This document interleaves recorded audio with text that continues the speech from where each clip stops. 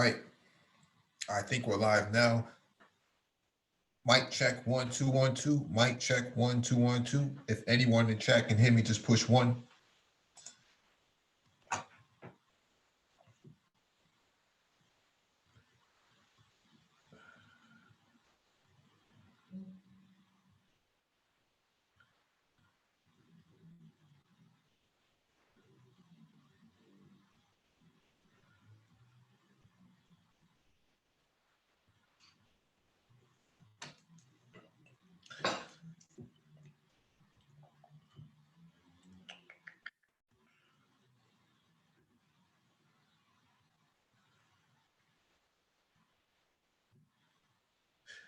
All right, I got a confirmation from the chat. Thank you for the confirmation. Welcome back to the Black Brain Trust. This is episode 530, Black Tech Talk. Please hit the like button as you come in, share the video if possible, hit that notification bell so you get all the updates from the Black Brain Trust, from those posted on the community tab. Document description beneath the video for you to follow along with. If you want to join the panel, there'll be a link in the chat for you to click on. When you click on the link, make sure you raise your hand so that one of us can acknowledge you and advance you to the panel. Just as an FYI, we are still doing IT mentorship. If you're trying to get into IT for the first time, we do offer IT mentorship. If you're trying to transition from one IT role to another, we do offer IT coaching. If you have any questions about salary, wages, and resumes and cover letters, we offer advice in that area as well. If you're in the tri-state area and you're trying to find an IT contract, Nagona 11 does have recs on the table. Okay.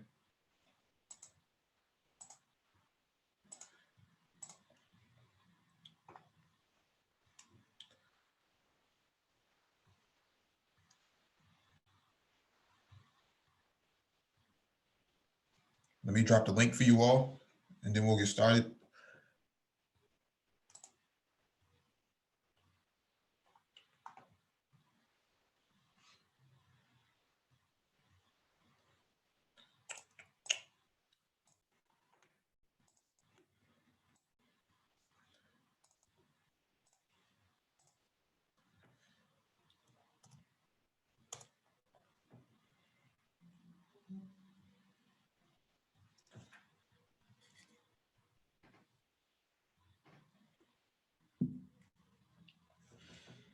Also, there's been some changes. The channel was attacked again. Okay, so we had to make some changes. That's why the live stream was late extensively today. I have an idea of what may be going on. You know, there's some things going on within Black YouTube where some people do not want to see us go live, and we're dealing with those with this conundrum right now. So that's why the channel, the live stream is late today. So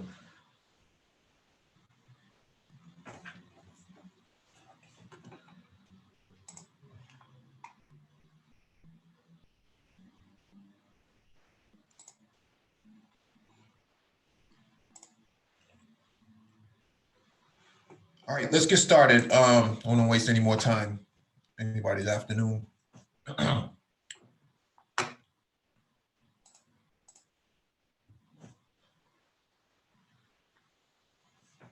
Share my screen real quick. All right, this is from fastcompany.com. Turn an old laptop into a new Chromebook for your kid stuck at home during COVID. This should be interesting.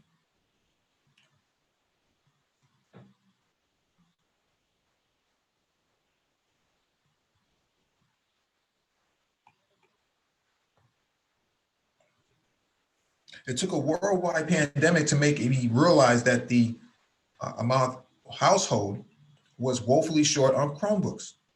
With kids shifting to online learning and e-tailers shipping times stretching multiple weeks out into the uncertain future, something had to be done. That's when my beautiful Asus ZenBook caught my eye. It was a great Windows machine in 2015. Today, it would run Windows sluggishly, but it would make a dynamic Chromebook. Dynamite Chromebook. Excellent portability, lots of RAM being the two main selling points. So join me.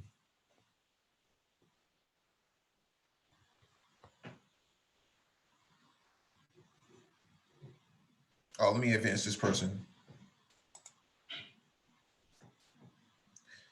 Number one, back it up and download your new OS. Following the steps below nukes your copy of Windows and Mac OS and all of your files. So if you're not anything worth saving on that old laptop of yours, back it up. I shuttled a handful of documents, music, and video files from Google Drive account before I got started.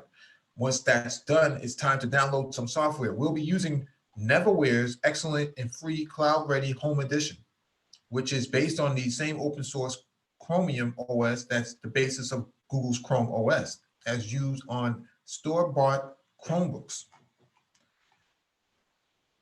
I'm not going to go through this. Well, yeah.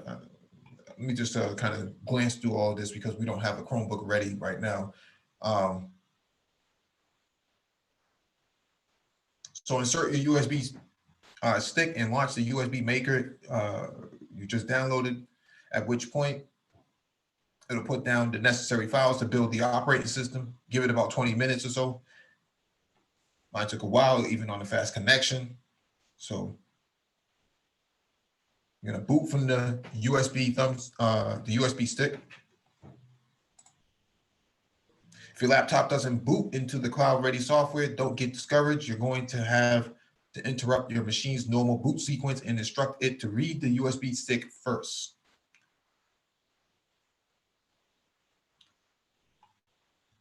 Number 4, install Cloud Ready.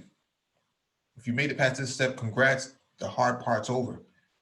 Once your machine boots from the USB stick you've created, you'll get a sluggish version of Chromium running directly via USB. If you get cold feet at this point, simply reboot the computer without the USB stick. So this is a screenshot of what the install looks like. This is a GIF of the cloud-ready install progress. And here's a screenshot of the install being completed. Now, I don't have any problem with Chrome personally. I own a Chromebook, an HP Chromebook X2, which is a convertible. It can flip out into a tablet or it can go back into a laptop. My position on this is that Chrome still has a lot of teething issues. We want to run a lot of applications, and so it's good for like Gmail and YouTube and Chrome and browsing the internet. But anything exponentially complex, it gets bogged down. I don't know why. It could have been the previous versions I've used. The last version I used was Chrome 80. Chromium OS 80. So I think they're up to 82 now. But my position is that it's good for kids, but it's not really good for heavy productivity. There's a lot of limitations to it. And in this instance, you would be better served putting Linux on your machine, something like Ubuntu or Arch Linux or something like that. We got Complex Design, Keep It Techie, and Nagone 11 on the panel, as well as Mike Chinnery. What's going on? What's up, man? Can you hear me okay? Yeah, I can hear you. What's up, fellas? What's going on, fellas? What up? Hey, I was just gonna say, I think like with Chrome, the Chromebooks and stuff, that operating ecosystem hasn't really been built out to a level of robustness than say something like Mac OS, right? Mac OS is an evolution of OS X, which is an evolution of I can't remember, but it's been a consistent development as an operating system for years. The Google or Chrome platform is relatively new, you know, and it hasn't gotten to the level of development where it's very much enclosed, like the Mac operating environment is. With Android or with Chrome, it's pretty open. You know what I mean? As far as you know, developing for Android and stuff, and I think that's why you're talking about like it's good for students, right? Chromebooks for students and stuff like that. But if you want to do anything for real, you need something with a little more robustness, like you said, like an Ubuntu, like a full Linux, full Linux distro, or I'm sorry, like a standalone purpose Linux distro. So the thing about Chrome is that it's built proprietarily from Google, but the thing is, the sort of platforms that has been developed on, it's always been limited in its functionality because its main purpose is to serve Google services. Yeah, that was the other point I wanted to make too, was that it's largely developed around it's an operating system to leverage all of Google's services. So I mean, the third party stuff is largely going to be constructed around, you know, the architecture they require for their apps to operate. But yeah, I mean, it's yeah. That was the other point, was that it's largely for their products. Right. So it's built on Linux. It's built on top of Linux. So there is some Linux there available, KDE in the background, and the Linux IDE in the background, but there's a lot of bugs inside of it. I have no idea why there's so many bugs, but that's the extent of it. You get all of the service integration, but once you get past doing Google work, so to speak, you know, Google Docs and Google Gmail and YouTube and stuff like that, it starts to get really glitchy.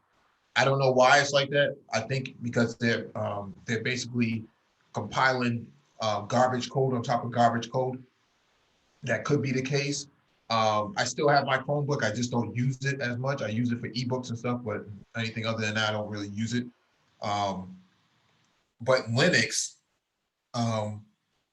you definitely get a lot more functionality out of it than you do, let's say, a Chromebook. But the only problem with Linux is that you got to make sure that all the hardware drivers are available, or else it won't work. Now, with Arch and Ubuntu and Mint and stuff like that, 90% of the systems that it's installed on, it works fine. You start running into the computers like this that were built like in 2014, 2015 and stuff like that, 2011, it starts to get really sketchy. But maybe I might be wrong. Keep it techy. You got anything you want to add to that?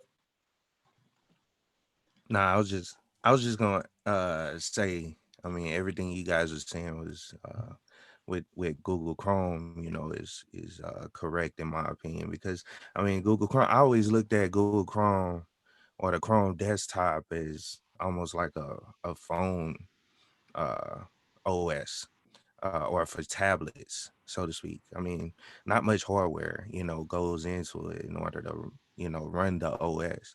Um, but yeah, you would need so I definitely agree with what you guys said. I mean, you would definitely need a full Linux distro in order to you know, handle heavy lifting, so to speak. But yeah, y'all go ahead. I'm sorry. No, that's fine. That's fine. I don't know how well Linux works with touchscreens, though. That's where I think the complications start to come in, because that HP Chromebook is actually that I have is a touchscreen. So let me see if I can pull it up real quick. Hey, Mike, can I add to that real quick? Yes, sir. I was gonna say, when you mentioned about the buggy stuff, I was gonna say that's the main reason, is because Google is creating that for the touchscreen devices. Mhm. So all of their stuff is based around you know, the tablets and the phones, like Techie was saying. And so you're adding that on top of the Linux, which may not have been built for the touchscreen. Mhm. So like that, like for instance, that Asus laptop that was there on on the screen there a second ago was not a touch screen. Yeah. Right. And so Google's code has all the touch screen stuff added into it, no matter where you go, whether you're on a, HP or a Mac or whatever, you still have that touch screen code in there. And that's why the Google stuff is all buggy. But the, the underlying the interface for the hardware is not always made for touch screen. And so that's where a lot of Google's programming gets screwed up. Yeah. But yeah, all the kids are doing it. Most of us, or a lot of us, are running Linux at home. Because Linux. Oh, that's what I was gonna say. Also, the Linux, most of the hardware, is written in Linux code or Unix code first, and so Linux does have drivers for almost everything. Not quite everything, but just about everything out there. Linux can find the drivers for nowadays. Yeah. Go ahead. Yeah, because this is what I have here. Is I have one of these HP Chromebook X2, and it has the pen too, and so it does have a lot of functionality in that area. But like I said, once you get out of Google services, it becomes a little glitchy, and that's with the touch screen and with the pen and everything else. Sometimes the tablet won't turn on because it's not attached to the keyboard, or if it is attached to the keyboard, the touch functionality starts to freeze up. It's not so much as the hardware, but it's a lot to do with the software. It goes to sleep and it can't wake up. It has all types of geriatric issues, man. I've never seen it on a laptop before. So I think they have a long way to go. I've heard that, version 90, update 90 is supposed to be the one that solves all the issues, but I don't know. I just think that if you have an old laptop, you're probably better served with Ubuntu. That's just me. Even Arch. I haven't used Arch Linux yet, but Keep It Techie says a lot of great things about it, and it looks good on screenshots and stuff. So I think what we should probably people should probably look into is like these corporate these these corporate assets that come off of the network for a lot of companies, GE and hospitals and whatnot, man, who they scrub the all the data off the disk. And what happens here is, you might have this a DOS prompt or even nothing on there. Throwing Linux on one of those machines is probably better than having nothing. That's just my take, man. I don't know if I can use Chrome on one of those. So yeah, no, I was gonna do something similar. A lot of these old Dell computers are being they're reconditioned and then being sold like on eBay and Amazon shit. Like you get like an i7 core processor, maybe like a 150 gigabyte, solid state drive, and for like $150. And it has like Windows 10 loaded on it. I'm looking at it because I'm just trying to get a sim racing rig. I want to build like a budget one, so I was looking at some of those computers that are basically, like you said, they're former corporate machines that have basically been decommissioned and then reconditioned and basically put back on the market for the cheap. Yeah. Depending on who you are, they usually donate those things. So they definitely don't want to deal with the recycling of it. So yeah, I've even finding like on things like OfferUp and stuff, there's companies that because of all this COVID shit, they shut down and they're not going to be opening back up, right? So all the people who are working from home are using their home computers, and now they're just dumping this stuff out. They're like, come take this. Yeah. Q4 says Q497 says that I think Mac OS has Unix built in it. Yeah, it does. It's actually built off of BSD. Yeah, that's right. Yeah, BSD. Yeah, that's right. Yeah, it's built off of BSD. So that's why it's so functional. It's BSD is probably one of the best kernels that were to ever be built. Speaking of BSD, let's get to this next item on the docket from opensource.com. Getting started with FreeBSD as a desktop operating system. This should be interesting. I haven't used BSD in years. FreeBSD is a great operating system, but by design, it does not come with a desktop environment. Without installing additional software from FreeBSD's ports and packages collection, FreeBSD is a command line only experience. The screenshot below shows what logging into FreeBSD 12.1 looks like when every one of the optional system components is selected during installation. FreeBSD can be turned into a desktop operating system with any of a wide selection of desktop environments, but it takes time, effort, and following a lot of written instructions. Using the desktop installer package, which includes the user with options in a text-based menu and helps automate much of the process. It's still time-consuming. The biggest problem with either of these methods is that users might find out that their system is not fully compatible with FreeBSD after they have taken all of the time to set things up. FreeBSD solves that problem by providing a live desktop image that users can evaluate before installing. Currently, FreeBSD provides an XFCE image and a KDE image. Each of these images provide an installation of FreeBSD that has a desktop environment pre-installed. If users try out the image and find that their hardware works, they can install FreeBSD and have a ready-to-go desktop operating system powered by FreeBSD. For the purposes of this article, I will be using XFCE image, but the KDE image works the exact same way. So this is a screenshot of it. Coincidentally, this looks like an old Mac desktop from of the eMac days and the iMac days. Yeah, yeah. 10 to 15 years ago. So if They you want to know, kind of took on that Mac aesthetic a little bit. well, actually, Apple took on, or was it the other way around? yeah, because Apple's operating system is built off of this. Well, yeah, I guess, yeah, depending on how you look at it, yeah. Yeah, it's built off of this. So this is just an image of it. It's not as fancy as, you know, let's say Ubuntu or any of these other new Linux distros, but it runs really light on machine specs. So, you know, let me finish reading this article.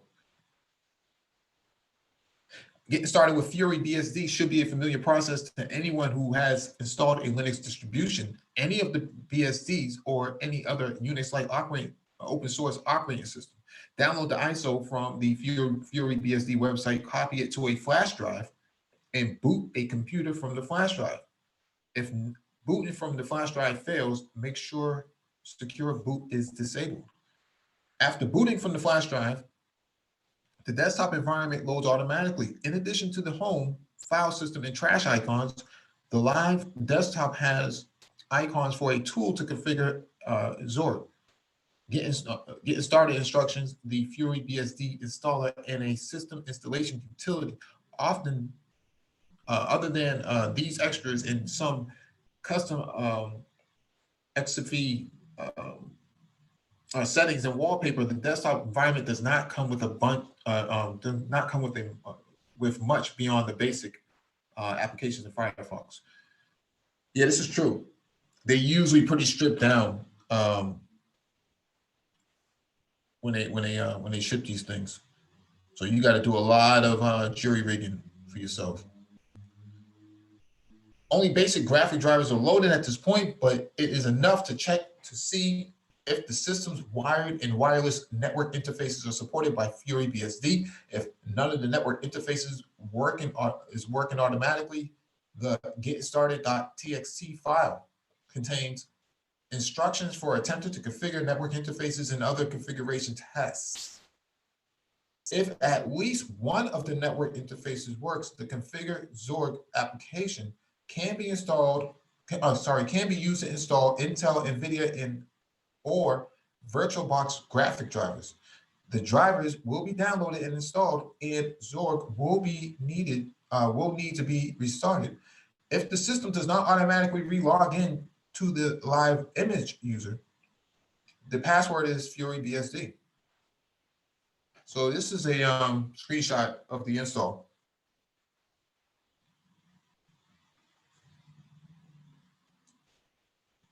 If everything works well in the live environment, the FuryBSD installer can configure and install FuryBSD onto the computer. This installer runs in a terminal, but it provides the same options found in most BSD and Linux installers. The user will be asked to set the system's host name, configure ZFS storage, set the root password, add at least one non-root user, and configure the time and date settings.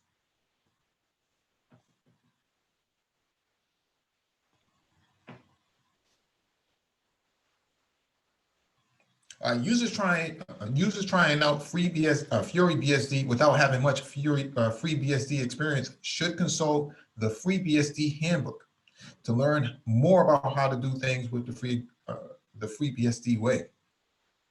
So this is I haven't seen FreeBSD in a while, man. It's been a long time since I've played around with these type of things since like 03, 04, 05. So yeah, that's around the time I was messing with it. Yeah, this is very interesting. Keep it techie. What's your take on FuryBSD or FreeBSD for that matter?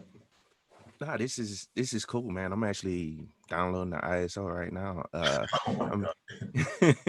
I mean, it's you can consider this basically like a distribution, or it's almost like a port of FreeBSD. I mean, even though it says it's on top, but that's basically what Ubuntu did. They took Debian and put a desktop environment on top of it and ported everything over to run on BSD that they needed or that they wanted people to see on the distribution. So I mean, that's pretty much what this is. But yeah, I'm gonna install it today, man. It looks pretty cool. I haven't tried it.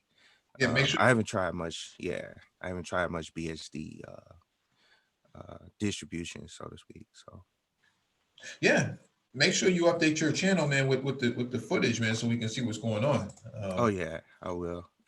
It's pretty cool. And they have the I'm on their website and they have the KDE desktop. I don't know if it said that in the article. Yeah, it did. It did. Okay, yeah. So it has the XFCE and KDE desktop. So and those environments are different the way they look. So yeah.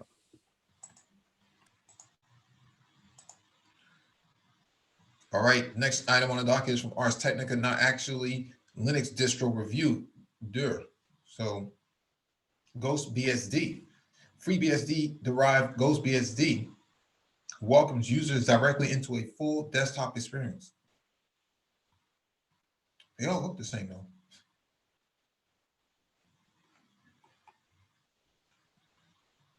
I'm not going to repeat the article because it's not that much different than the last article, but I just want people to know that there's different versions of BSD available.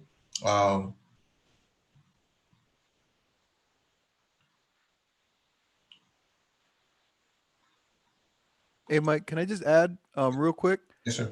The as I just within the last year started really getting into Linux, and the more searches I did, a lot of these BSDs are actually popping up in the search results. So I've just kind of noticed that they're making moves right alongside Linux as far as with new new distros and whatnot coming out. So they are kind of either keeping up to date or catching up to the modern desktop environment and stuff that we're used to. Yeah, so that's just one of the things I've noticed, that BSD, because I didn't know anything about BSD until I started searching for answers with Linux. And then yeah, it's kind of in all the search results now. Yeah, a lot of people would use BSD for firewalls and stuff like that, because it's headless anyways. It doesn't really need any GUI, and so usually 9 times out of 10 you're using BSD and command line anyways, and so that plays a significant role in as to why the footprint is always so small with BSD.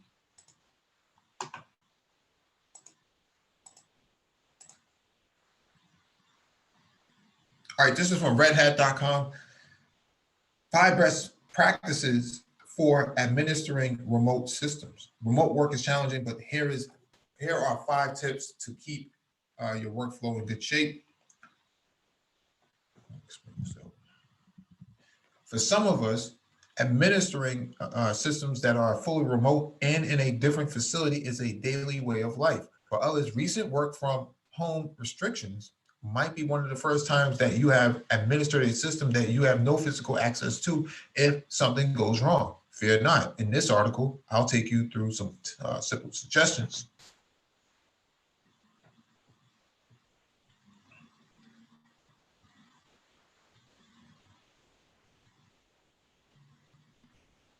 Sorry, just got an email. All right, tip 1, lock down remote access protocols. This goes without saying for a lot of us here. The first step to managing a remote system is, well, being able to manage it. Remote access protocols such as SSH enable you to configure and manage your system from anywhere.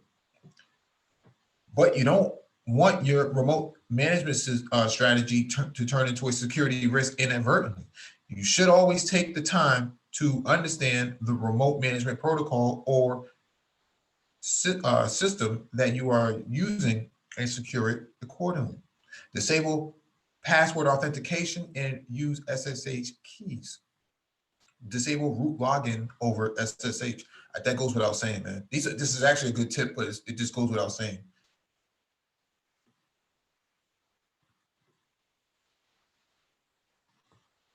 Tip 2, limit ingress points for remote management traffic. Yeah, you should only be the only one, being able to log in. You don't want a Southeast Asian country trying to log in remotely.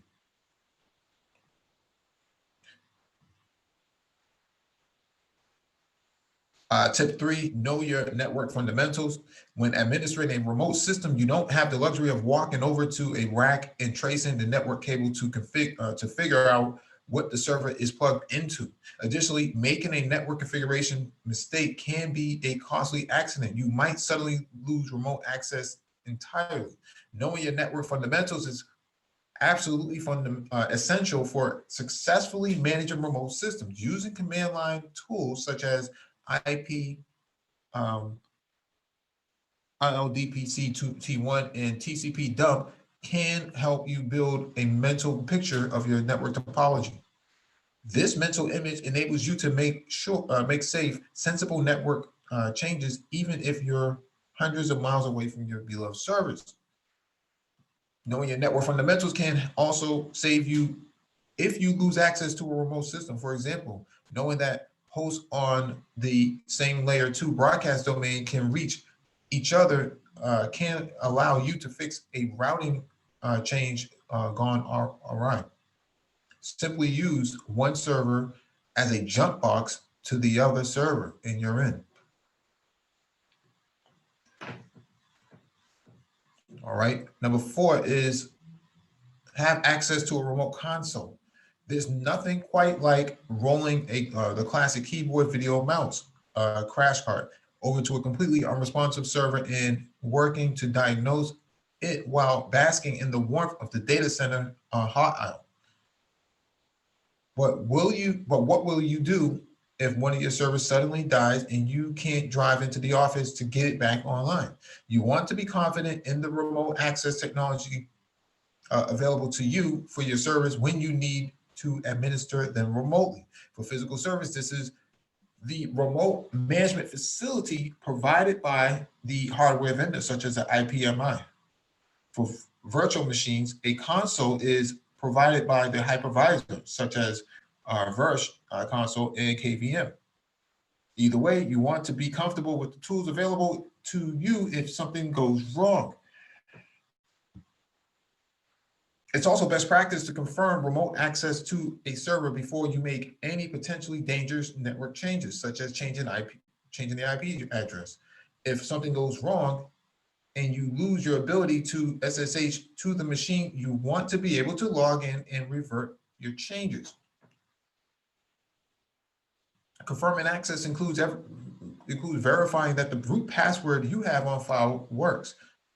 The worst feeling is starting at a login prompt that keeps failing authentication because your root password doesn't work. Yeah, what a pain in the ass that is. Tip 5, use SSH agent forwarding to your advantage. If you've read our previous articles about using SSH keys, then you're familiar with the idea of using SSH agent and SSH add to cache your key locally. Key-based authentication avoids the need to continually enter the passphrase for your private key when connecting to remote systems. But there's something useful. But there's another useful feature in SSH protocol that you can use to your advantage when administering remote systems: SSH agent forwarding. Use SSH with the -A flag, forward your SSH agent session to the remote host. This allows your private key to be available on that remote host. You can then jump from the first system to the second system using the same SSH key authentication that you would use from your PC. When is this useful? Consider the following common remote administration scenario. You have a very large file on host 1 and you want to transfer it to host 2. Both systems trust your SSH key. You could rsync the file to your local machine from host 1, then rsync it to host 2. But that would be inefficient. It would be much better if you would just copy it directly from host 1 to host 2. Agent forwarding can help with this. So this is the dump for the key forwarding in SSH.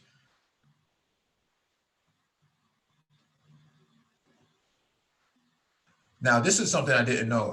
SSH forwarding, I didn't know about that. That's something new to me. I have to take that into consideration going forward, especially in the cloud. Anybody else have any comments on that about remote work? I mean, I can add to it. I actually did a whole video on SSH, protecting your server and all that stuff, which kind of ties to all of this.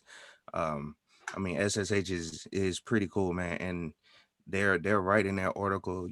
It's best to use SSH keys when connecting to your systems and all that, and also turn off password authentication, because password authentication, most of the time, if you set up a server, it's gonna get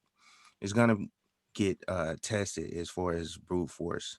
My server, every day I have other tools installed on there to try to prevent people from, like, where it'll block stuff in IP tables or block IP addresses.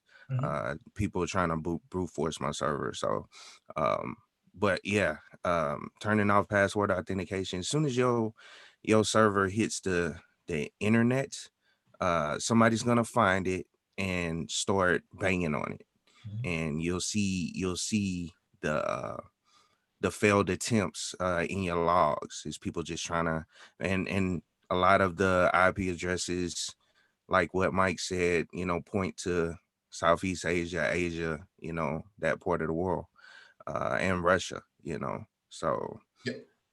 But anyway, good information in his article. I don't want to go too deep, but yeah, I'll go ahead. No, that's good stuff for confirming that. Next is Unix toolbox. This document is a collection of Unix, Linux, BSD commands and tasks which are useful for IT work or for advanced users. This is a practical guide with concise explanations. However, the reader is supposed to know what he or she is doing. Okay, so Unix Toolbox revision 14.5, the latest version of this document can be found at the domain. So there's a PDF that goes with this if you want it. This is a cheat sheet, basically. You should actually put this into a PDF format, put it on your phone, or put it in your cloud drive, whatever your cloud storage is, and keep that stuff there. Keep it over there. Never know when it's going to come in handy. It has commands for free BSD as well as Linux. So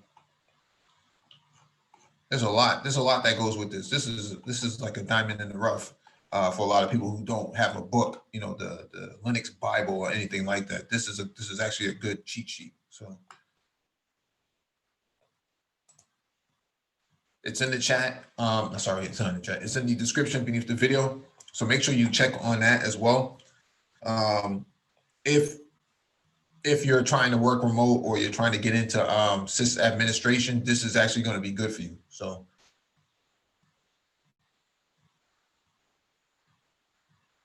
yeah, Akoteki says, I've heard some recommend having SSH listed on a different port other than its default. Yeah, it is. It's a good way to avoid the bots, because the bots are going to be banging on 22 all day long. And if you put it on a different port, an uncommon port, you should be fine. Get less noise that way.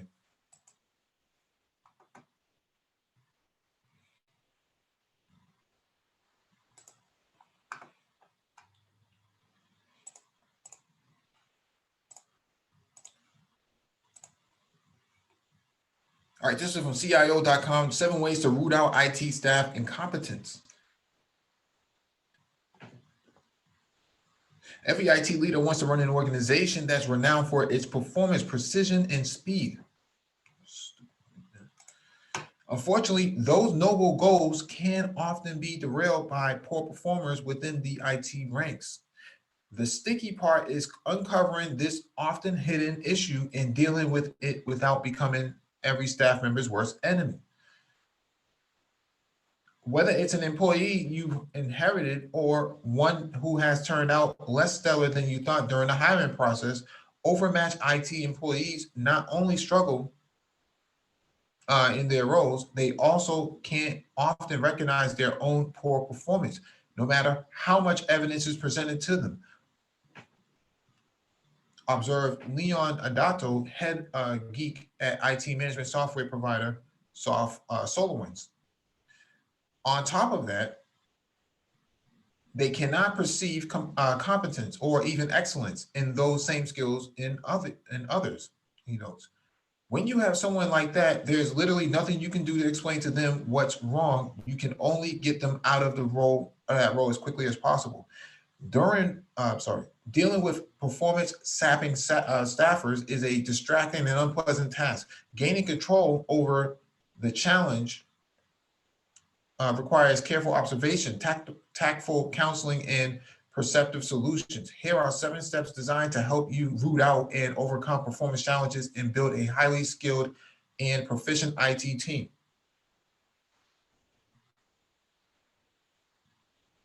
Number 1, identify the problem. If a team member frequently exhibits an inability to complete an assigned task on time or fails to deliver a workable result, it's important to address the issue head on.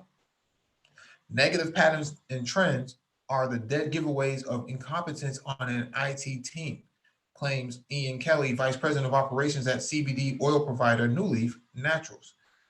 Your best bet is to stay plugged in at a level where you'll easily notice patterns of confusion, bottlenecks, and missed deadlines, so you can investigate whether those are due to team member incompetence or other factors. Sudden issues arising from a typically well-performing and skilled staff member could be an indication that this individual's role has changed in a certain negative way. The individual may be tasked with using a new tool, working in a different coding language, or on a new system. notes William Monroe, a vice president at Range Force, a cybersecurity team assessment and training firm. There's a simple way to confirm the abilities of a staffer exhibiting poor skills, says Shane Sherman, CEO of PC Repair Guide publisher Tech Loris, assigned a task to a staff member when they should be fully capable of doing, he suggests. Then recruit a competent team member to assist in the role, one who will also evaluate the companion's performance. Based on this evaluation, as well as the employee's reaction to the results of the evaluation, you'll find out if they are competent or not, he notes. Number 2, search for the root cause. Managers should assume that all of their employees approach their job with a positive intent, advises Alan Zucker, founding principal of IT training and advisory services firm Project Management Essentials. Nobody goes to work thinking, how am I going to screw up today? He observes. Accidents, mistakes, and errors are part of a natural cycle of creating anything. It's often difficult to discern the difference between an incompetent team member and someone who simply lacks the skill necessary to successfully complete a particular task. There's a difference, says Gregory Codiccia, Executive Director of the Master of Science in Product Management at Carnegie Mellon University. You have to ask yourself, is someone trying? Evidently, incompetent employees are distinct in that they simply don't have the attitude, behavior, or skills necessary to successfully perform their job, Zucker notes. Therefore, many successful organizations hire for attitude, knowing that they can teach the skills, he says. If it is a skills gap, then provide them with training. External factors can distract a team member from his or her work. It would be very unusual for a staff member to suddenly show incompetence in a task that has been consistently completed in the past, Monroe says. Such an abrupt reversal in skill would most likely be attributable to a physiological or psychological change. A poor work environment can also lead to substandard performance. Carelessness can be an honest mistake due to conditions, Monroe observes. For example, working a 12-hour shift and making a careless error on a final task due to mental fatigue. Frequently these days, a normally capable staffer is overwhelmed by the pace of digital disruption and stubbornly refuses to admit defeat and seek assistance. Technology people gain standing through knowledge of technology and the ability to execute, explains David Johnson, CTO of IT services firm Moolitic Labs. When technology changes or people interactions with technology changes, IT people have nowhere to turn and can resort to incompetence. Okay, this is very important.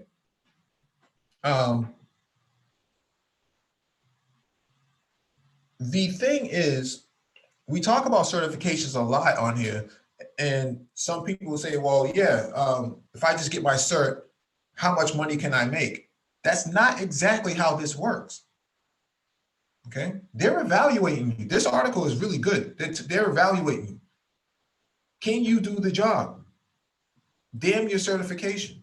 It's good that you have the certification, but can you do the job? And there's a lot, I see this a lot. I have many experiences with people who can't do their job, even in security, cybersecurity. There are people who have no idea what they're doing. Okay, don't know the. That's a great point, Mike. I just want to say that because as a recruiter, that's one of the things that we always want to see. Because we see resumes that may look good, somebody may actually look halfway decent on paper, but the question is, what are they really like, and can they really do the job? And that's why, depending on depending on some of the positions that we're talking about, we have our own tech tests that we give that are online to try to evaluate their baseline skills. And then, of course, a lot of guys are going to, as Mike would know, some of them are going to have somewhat of a technical interview as well, with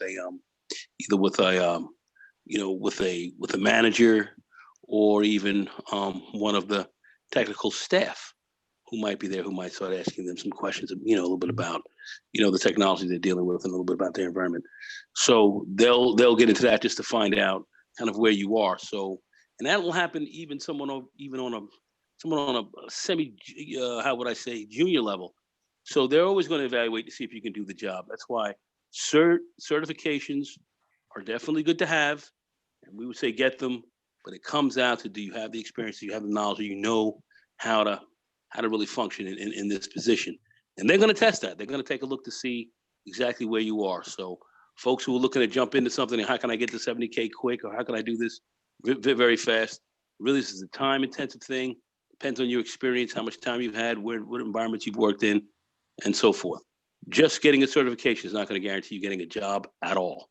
So we just want to tell you that, you know, get some experience and, you know, kind of really work your career. We want to set, I guess what Mike's saying, and what I would say here is, you know, we want to set your expectations realistically. It's not, oh, give me a cert, you know, and I'm made. Doesn't work that way. Yeah, it's the why in the chat asks a question, Mike, how do you keep a job? How do they keep a job if their knowledge is lacking? Because there's a lot of favoritism in the tech field, okay? A lot of favoritism that goes on. Some people, you know, have ties on the inside with somebody got them in there and they propped them in for this job and then they weren't capable of doing it. That happens all the time. Okay, that's why you see there's a lot of turnover in certain roles. There's a lot of turnover. And what I see is that, you know, I'll give you an example. I used to work in a SOC where somebody was working third shift and I was working second shift. And this person would not come to work on time. And when they got to work, they didn't do their job right. And so what happens here is, if that person came late, I can't leave because I have to hand my shift over to them, or I have to, you know, do a shift handoff to them. And so what happens here is, now you have, not only do you have just a level of incompetence, but you also have a skills failure as well, because they come in, they can't do their job either, because the complexity of the work compounded with the stress of coming to work on time and coming to work late and things like that, being evaluated. It happens all the time. Yeah, you're very right about that. And I'm going to say this: if you're a brother, especially, better be on time and you better be competent about your job. Yeah. All right. Yeah, it happens all the time. So that's why this article's even written, and I agree with it 100%. Agree with it. Let me finish reading it. Number 3, evaluate and remediate. Be gentle with staffers committing a first time or minor error. The same is true if someone admits they are unsure of how to do something, Sherman says. If you foster an environment where one can admit shortcomings without fear of repercussions, you're far more likely to avoid the results of incompetence spreading into production environments. Ensure that team members are only assigned tasks in areas which they have received adequate training or have shown prior competence in. If this isn't possible, pair them with someone who is skilled in the area and can serve as a coach. So we talk about IT coaching, going from one role to another. Achieving stellar staff performance is generally a matter of meeting expectations, primarily in terms of on-time delivery and product or service quality. Hey, Mike, I just want to say something very quickly. You said IT coaching, which is very key. That's how people pick up a lot of different skills in a job. That's how that's how you get fairly butter-laid. So you definitely want to have good IT coaches around you if you can get around them. And if you do, learn all you can. Defining expectations in terms of targets is critical, notes Mikhail Popovitsky, CEO of IT management consulting firm Massaro Consulting. It's best if a team member defines their own targets, making it more of a commitment rather than a mandate. This is true. You know, you got an A+. Is the network plus going to be something you look forward to? It's usually a natural transition. Hey, that's your goal. Number 4, communicate clearly and effectively.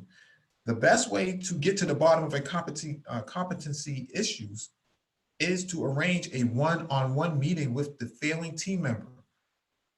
Discuss how the staffer needs to improve in specific areas and reach agreement on specific targets and milestones. Remember that there is no such thing as the perfect employee. They may not be the best at some areas that you as a manager value, but they may be extremely good at others, he explains. If a staffer's performance appears to indicate a new behavior problem, such as by failing at a simple or routine task, generally ask if he or she may be experiencing some form of personal difficulty. Employees with a sick family member, financial stress, or other issues may exhibit a period of reduced work quality. Zucker says, offer them help. Yeah, this is true, especially during COVID. A lot of people are stressed out. I'm seeing it right now. Some people are disrupting me from doing my work, and I don't even know what they get paid for at this point. They're just on the job. So got that COVID crazy. COVID lazy, if anything else. They ain't doing their job. They ain't doing their job, man. So I have to pick up behind them and make more than me. Bro, I'm telling you, man, I'm kind of there too. COVID kick it back. They kick it back. They kick it back with the COVID. COVID kickback. COVID kickback. Yeah, man. Like we had a couple of meetings during the week. I can't really say too much, but woo, man. Yeah, that COVID kickback, dude, is not good. All I know is, man, since from working from home, because I used to work from home like years ago, like when my wife was going through what she was going through, and I was working HR, and I was more productive working from home than I was actually on site. And the same is the case now. My productivity has actually gone up working from home, and then you got people, man, it's just like, whoa, what's going on? Number 5, control the contagion. Like a virus, incompetence can infect other team members, and it's up to the manager to take immediate steps to prevent the contagion spread. Team morale can be affected if a poorly performing employee is not addressed.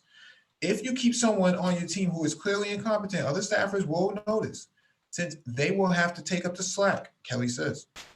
A fact. This is a fact that I've dealt with it on a couple of occasions with placement of people and folks screaming to get certain kind of guys out of there, and they was actually screwing up the whole team because of their incompetence. They had this one brother. He was a notes developer, and he was messing up so bad. His name was Riley, and they called it Riley droppings. Riley droppings up in there, man. And people were fucking upset. And he was a brother too, which was bad, but he was not handling his shit right. And that team was totally shot up. And they wanted this guy out of there. They wanted to literally shoot him themselves. So I can say that I've heard it was crazy. It was really bad, but some years ago, but it was terrible. But yeah, that's funny that they mentioned that, because that's so true. That is absolutely true. That's never a good thing, he adds. It's best to save your team the morale problems and to let the incompetent team member go.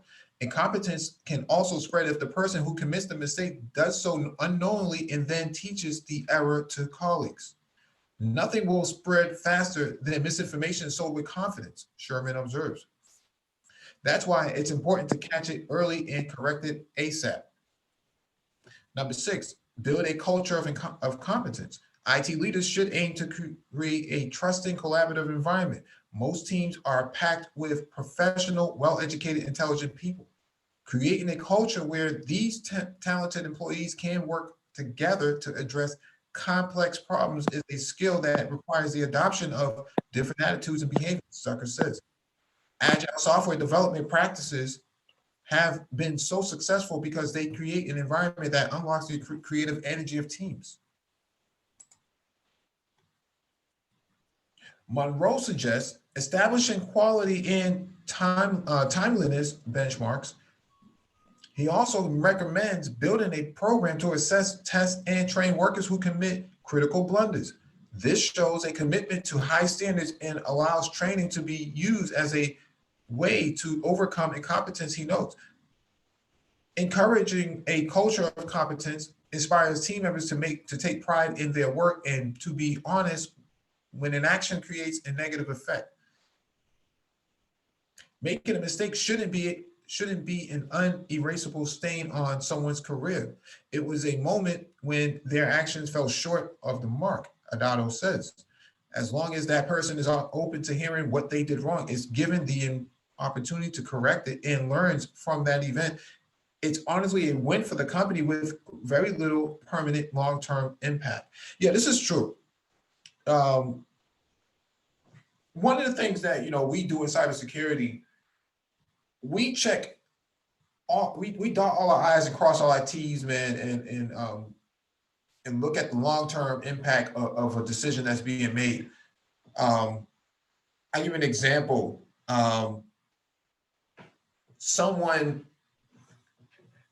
Many people in the organization were using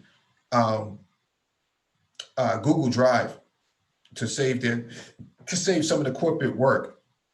The culture in the workplace is that you don't touch anybody, you don't tell anybody what to do in terms of technology. And so the culture was very lax and liberal, but at the same time, you have a lot of strict regulatory policies that need to be enforced within the organization because of federal guidelines and whatnot, loss of data and stuff. If you have employees extracting critical, sensitive information, putting it into a cloud Dropbox or something like that, or Google Drive or something like that, that's a problem. From a cybersecurity perspective, we're losing our minds. From their perspective, it's liberal. This is what we do, man. We just blow a bowl and extract data and stuff, man. That's what we do. You can blow the ball, but you can blow the ball. The ball's fine, but I think you may not want to put sensitive company data on like a Google Cloud Drive that's like not internal. It happens every single day.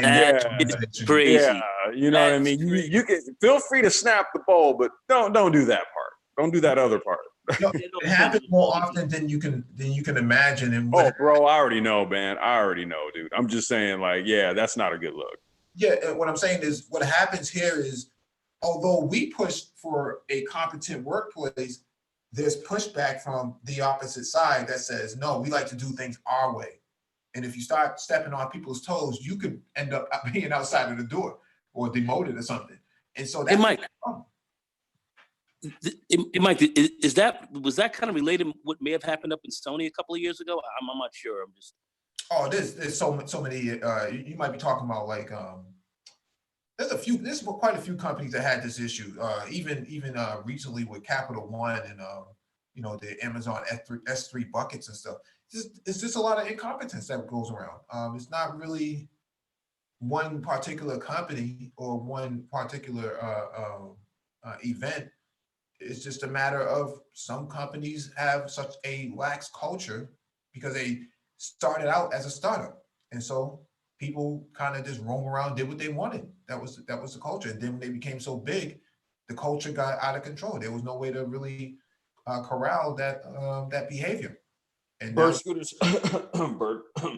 Yeah, and so now you got people sticking USB thumb drives in there, and downloading PowerPoint files and taking it to other organizations and stuff like that. Stuff happens all the time. Oh shit!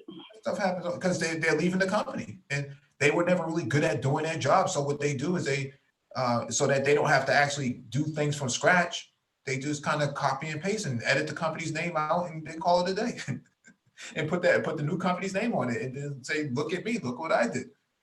That happens all the time, man. That's why there has to be, compliance controls and security awareness and stuff like that embedded into the culture. But that's the part of the culture of competence.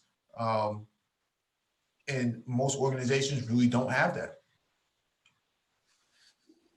Well, yeah. No, only reason I said Sony because all people's kind of personal information got out, what they made, what their salaries were, who they were, what roles they were in, and all that. I mean, just a lot of all kind of shit came out, and people were like flabbergasted, just what was going on, the names of people and their salaries and all. It was a security. Well, that's an HR issue. So HR in finance, somebody, somebody was working on that stuff and kept a document of it and probably named it something really gullible like this is all of the employee salaries and everything else that goes with the company's sensitive information in this one file. Yeah, and they said it was a hack. They said somebody just came in there and just was able to roll through their systems and pull this information down. Well, the hack would mean that you've rearranged or modified the system from what it already was. That means that you broke a password or you broke into something. And this is some social engineering. This is some social engineering. It sounds like this was wide open. Anybody could just walk right in there. It's not like it sounds like crazy. Yeah, it's like saying someone broke into a convertible with the top down. No, the top was down. Yeah, they probably have a GPO that as soon as you create a account on the network, it gives that person access to everything, whatever shared drives are out there, and it's basically corporate espionage. That's what the way I've heard. Yeah. Very, very good, Techie. Techie, hit me up, man. Hit me up, bro. Yeah, man. I'm sorry. I'm gonna hit you up, bro. Yeah. All right, man. Yeah. Okay. Yeah, number 7, moving forward. Always remember that everyone is guilty of occasional incompetence, even IT leaders. Establishing a regular and systematic approach to evaluating staff's work is the best way to identify performance patterns that need polishing. The sooner you recognize a pattern and address it, the better. Kelly advises. So yeah, this is true. I had a manager who was down my throat and up and down my backside because I was not responding to emails. Come to find out, he never added me to the emails. I mean, this went on for months. How come you're not responding to this? How come what the fuck are you talking about? I don't know what you're talking about, man. Aren't you getting? No, I don't know what you're talking about. He went through the distribution list and found out that my email was never added. I was never CC'd on any of these emails. And this went on for months. Couldn't understand it. Ready to get rid of me. Say, I have no idea what you're talking about, bro. You keep coming at me like that, man. I don't know what you're talking about. Wow, and he didn't even know, did he? Wow. No, I had no idea. And it's his responsibility to do it. It never occurred to him to check the distro to make sure. That's what I'm saying, man. Holy fucking shit. Well, I was part of one distribution list, but not a part of a different distribution. No, I mean, but Mike, I mean, dude, in a corporate environment, do you realize how often that shit happens? That's like a normal thing. It's like, yo, I didn't get the email. Okay, let me check the distribution list. Make sure you're on it. What the hell? Really? No, I had to tell him that, That's what I mean. Like, dude, the first time he mentioned it to you, he should have said, let me check the distribution list, make sure you're on it. Yeah, you should have checked before he even brought it up. Yeah. Yeah, and especially if he's not getting it, that'd be the first thing. Let me check my distribution list. Let me see who's on it. Maybe he's not there. It's the first thing I would be thinking. Like, how the fuck do you go months and then your job in jeopardy? This guy, your job gets in jeopardy because of that. That's crazy. Christ. I wonder how many people lost jobs behind that. Well, the thing is, all he had to do was go back and trace his steps. And once he looked at it, he says, you know what, your name's not here. Everybody else's name was there, but mine was not. Shit. And so now, right. So now there's a lot of egg on the face where, it's not the black guy's fault, it's your fault. And so that happens quite often, like Moon said, that happens quite often. Too many times, man. Too many. Yeah. times. Yeah, because some of it is sabotage, self-sabotage, and then the other is just forgetfulness. But I think what happens more often than not is that the nervousness of even dealing with a brother, man, who's more skilled than they are, they overlook it because they don't anticipate that you're going to be there, or that they just don't care. And so what happens here is I don't get the email. I don't know what they're talking about. I don't know about, any move projects or what the change requests, I don't know anything about that. Well, Mike, what it is you're sort of left to be responsible for either their incompetencies or just sort of purposeful indifference. At the end of the day, you're the one who's left responsible with saying, hey, check your distribution list, bro. Yeah, I mean that's just crazy because he's looking at you sideways. Yeah. He's giving you a sideways look, ready to punt you. Oh, okay. Yeah, man. Yeah, that's crazy. I've been in HR a little too long. Places. Yeah, I've been in HR a little too long to know these little microaggressions. Yeah. Yeah. Because the idea here is that, you know, he's incompetent because he's not responding to the emails. And now they have to, you know, do a self-reflection and say, whoa, how come he wasn't? Oh, well, we misspelled his name. Really? All right. Wow. They pointing the finger at everybody else. Right. And Yep. this is a part of, the microaggression, like somebody mentioned earlier, but also that is what drives a lot of poor performance in certain Black people when they get into IT.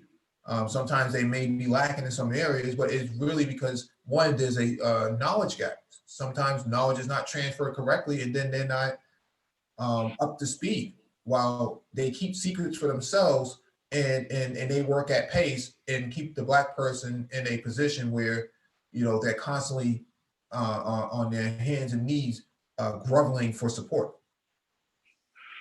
Yes, some bullshit. Yeah, it happens. All right, let me jump to the next one. This is from ZDNet.com.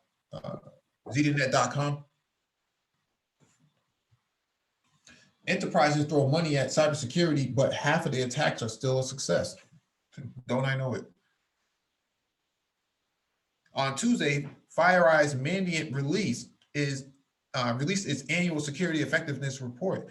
Based on enterprise contributions, penetration tests, and the analysis of 100 enterprise-level production environments across 11 industries, the report concludes that while organizations are significantly increasing cybersecurity budgets, the reality is that many attacks are still successfully infiltrating enterprise environments. According to the U.S. cybersecurity firm, security investments are not necessarily delivering their full value, especially when no form of automated security validation or post-deployment checks are in place. This is true. After running tests in enterprise environments, the researchers behind the report say that issues including out-of-the-box configuration, a lack of post-deployment checks and tweaks, drift or changes is underlying enterprise infrastructure and security events not being reported to the SIM, revealed a lack of visibility that is placed in corporate networks and data at risk. The company says that on average, an enterprise company will have between 30 and 50 security solutions in place, but this is no guarantee of their effectiveness. In total, 53% of attacks performed were successful in infiltration without detection was achieved. 26% of attacks were successful but were detected, while 33% of attacks were prevented by security solutions. However, only 9% of attacks led to an alert being generated. That's a shame. Mandiant says that in many cases, security tools tend to behave in different ways depending on their environment, and disconnect between IT and in-house security teams can lead to a security tool performance issues, no matter the size of the organization. Don't I know it? While security teams have the responsibility of protecting the organization's assets, they do not always have the corresponding operational authority or visibility into decisions or changes being made that impact the infrastructure. Very true. This disconnect results in environmental drift, which causes the organization's risk posture to change unexpectedly. In the absence of continual validation of controls, this can put the organization in a precarious position. The investigation of hybrid and cloud environments together with legacy IT infrastructure means that visibility into corporate networks and security tool effectiveness can also be clouded, including cases of cloud solution misconfiguration and where there is a lack of corporate resource control. relating to BYOD policies, bring your own device. On average, organizations found they missed 54% of early stage attack tactics. When tests were performed on network traffic, for example, Mandiant found that organizations only received alerts for reconnaissance and spying related activity 4% of the time. Data exfiltration techniques and tactics were successful 67% of the time. And in 65% of the cases, policy evasion was possible. This is ridiculous. Let me finish reading this. As organizations, from the C-suite and board of directors down to those of the front lines of cyber defense, struggle to strengthen cyber hygiene and minimize risk, it has become imperative that organizations validate security effectiveness. Mandiant says, without evidence of security performance, companies operate on assumptions which simply don't match reality and which leaves them with significant risk. This is true, okay? This is a very, very, very true article. We got both our hands tied behind our back and we're told to juggle. Good luck. Good luck. Mike, an example of that, a quick and easy example. Like I think I've mentioned it before, I work in the education system. So our teachers kept clicking on the links of those phishing emails. So it was almost a year and a half, maybe 2 years before the server guys finally said, you know what, disable links in emails. You know, just so that, because the teachers were just quick to just click on a link. Yeah. And those phishing emails we're letting these guys get into the system. So you guys must have a lot of problems. Oh yeah. Oh yeah. Yeah, that's gonna happen. You can't rely on people who are not technical to actually do the right thing. It's just, it's a social gap, it's a knowledge gap, it's a lot of drift. People are just not, they're just not there all the time. You can't count on that. So you have to do it yourself. And if they want to know whether or not they have any legitimate emails, they'll just have to go into their spam bucket and clear it out. It's just one of those things. You have to be proactive with that type of stuff. I remember my early days of help desk, a person, I was assisting a person and I told them to click on my computer and they said, how can I click on your computer when your computer is way over there? And I could have said that mistake happening, but that's funny. Yeah, my computer on my desktop, that's what we mean. Click on my computer on Windows ME, I think it was. I forget what it was. It was a long time ago, but that's the sort of things you run into. So you can't always expect that they're going to be 100% diligent in their awareness. So but this article is bang on it, man. We got two hands tied behind our back, told to juggle, no effectiveness in decision making. Everybody who's above us flips us the bird, and anybody who's beneath us don't listen to us anyway. So yeah, you're gonna have a lot of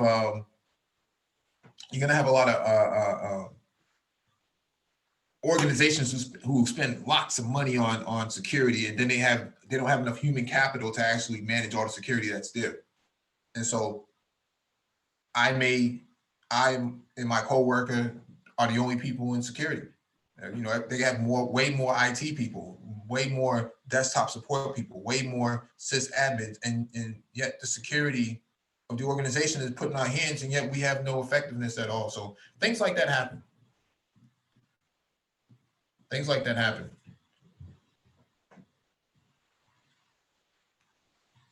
And so they buy all this hardware or buy all these licenses and all this technology, and it makes the management feel good. Do we have this? Do we have that? Yeah, we have this. Yeah, we had $1 million budget. We spent it on this. Yeah.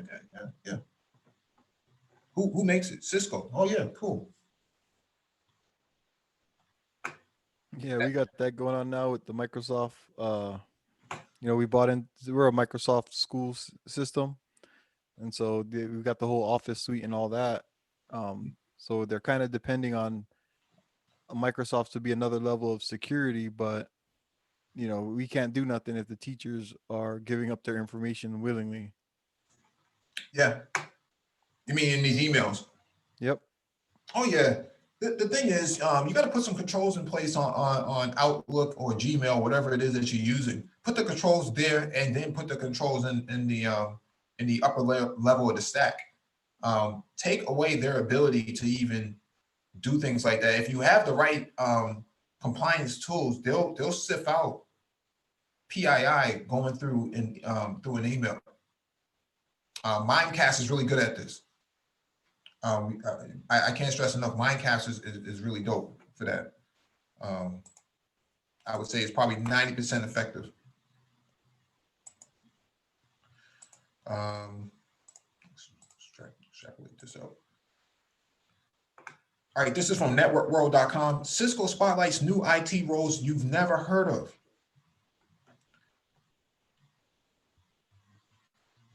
The future, sorry.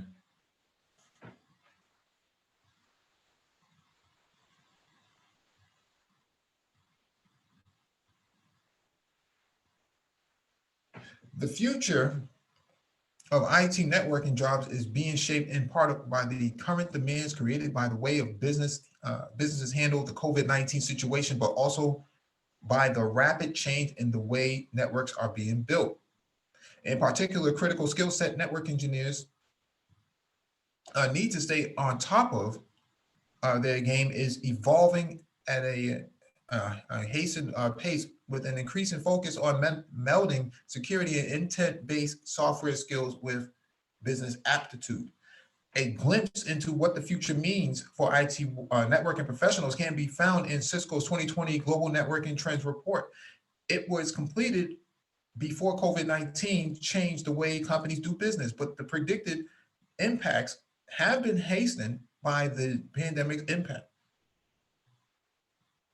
It's clear that these skills are even more critical now. The need for connecting and controlling corporate activity, connectivity and security to home workers begs for new types of expertise. This is an evolving skill set for network engineers who are dealing with the business managers and translating what they need into an IT vocabulary about setting policies, for example, and continuing to build the foundation of networking. Clark said, from the networking study, Cisco put forward a number of new or developing roles it expects to see in the future, including business translator. The business translator works to better turn the needs of business into service level security and compliance requirements that can be applied and monitored across the network. The translator also works to use network and network data for business value and innovation. And their knowledge of networking and application APIs will help them glue the business to the IT landscape. I don't know, man. I'm not a big fan of that title at all. Business translator. Network guardian. A network guardian works to bridge network and security architectures.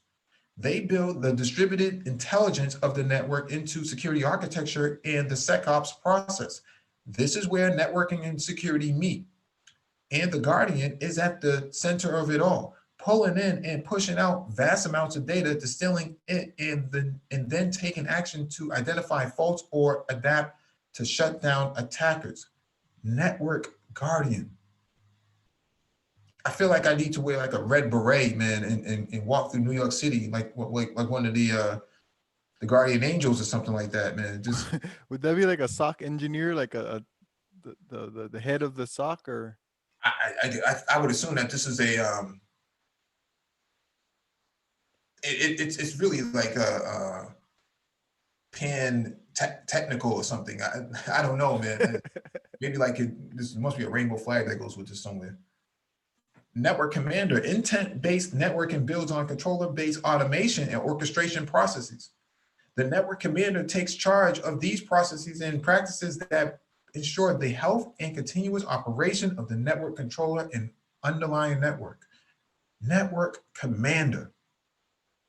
Is that like Cobra commander? Like Who's coming up with this type of stuff at Cisco? What the hell is Cisco doing? Look, is Zartan up in that piece? Oh, man.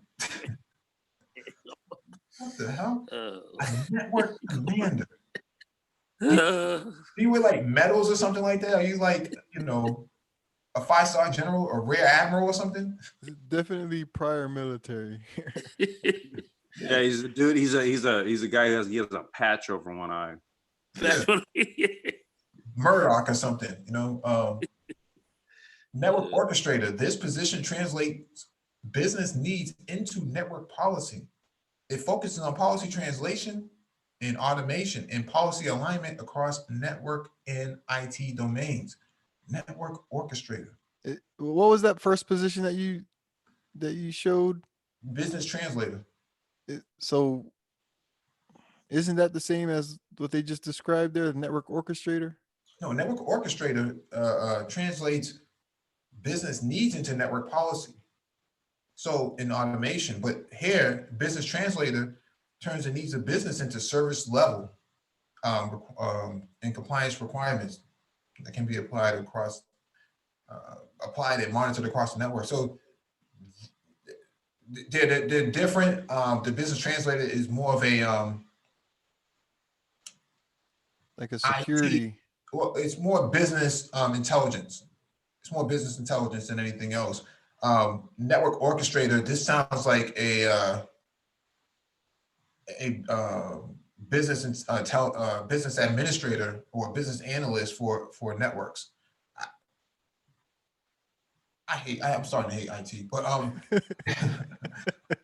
I don't understand. Cisco is a multi-billion-dollar company. This is what they come up with. Network detective.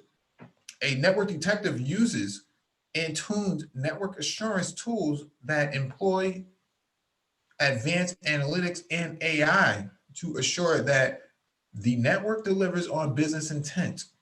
So wait, this guy, he walks around with a trench coat, a fedora, and a magnifying glass? I don't know, man. They work with IT service management processes and SecOps teams to identify network anomalies and close potential security holes. Like the network guardian, they use data proactively to identify faults and attacks. Oh, Cisco. Yeah, a network detective. This is more of an IT auditor. This is really what they're referring to as an IT auditor. It has a fancy name. Auditor is not sexy anymore. Network detective, you know. I guess it's like go gadget or some shit like that. That's what I'm saying. The trench coat, the fedora, and the damn magnifying glass. You're going around looking at the ground. Yeah, probably looking for somebody, you know, sitting in a Herman Miller chair with a cat on their lap. Yes, that cat.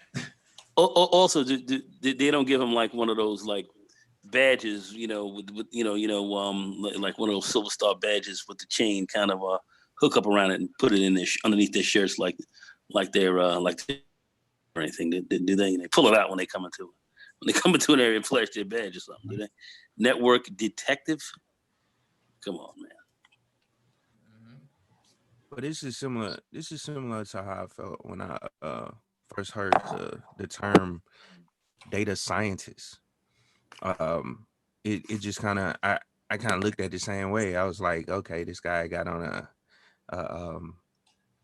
a doctor's, you know, jacket or whatever. Yeah, lab coat. What was that?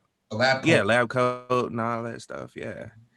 So I don't know. I mean, and then also I look at it like, I guess, a way for Cisco to drum up more business by creating these or pushing to create these roles because, you know, obviously they're going to push out new certifications and businesses are going to pay to get their employees trained in these certifications, or, you know, personnel, you know, are going to pay, you know, to get trained and get certified or whatever. So that's the way I look at it.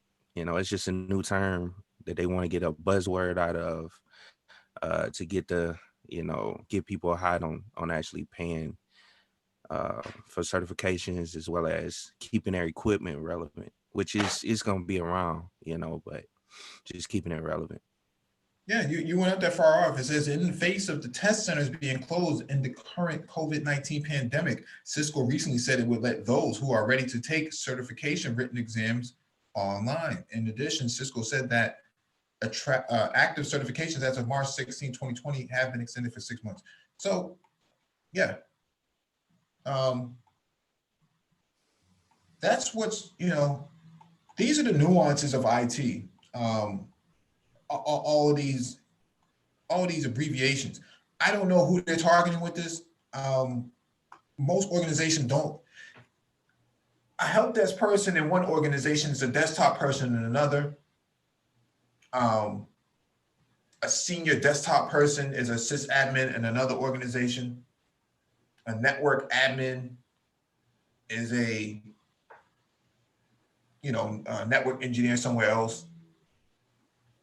This has been discussed for a few years now as to, really narrowing down these terms. Because I know the European Union doesn't like the term engineer being applied at all without actually going through rigorous examination to use the term engineer. Only in America do you use the term engineer for non-engineering tasks. So it's kind of weird. And Cisco's really muddying up this stuff again.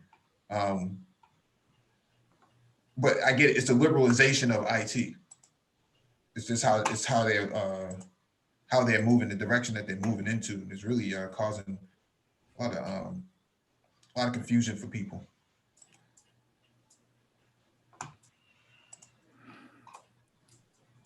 It seems like they're taking people that are maybe they went, like, say somebody who went to school for computer science or something like that, or they went to business school and then decided to get into the computer science side, and maybe they're trying to mix the knowledge of the business school and put somebody up at the top, kind of like to give you faith in your bachelor's or master's degree in something outside of computer science. No, what they're doing is they're fractionalizing all of this stuff, man.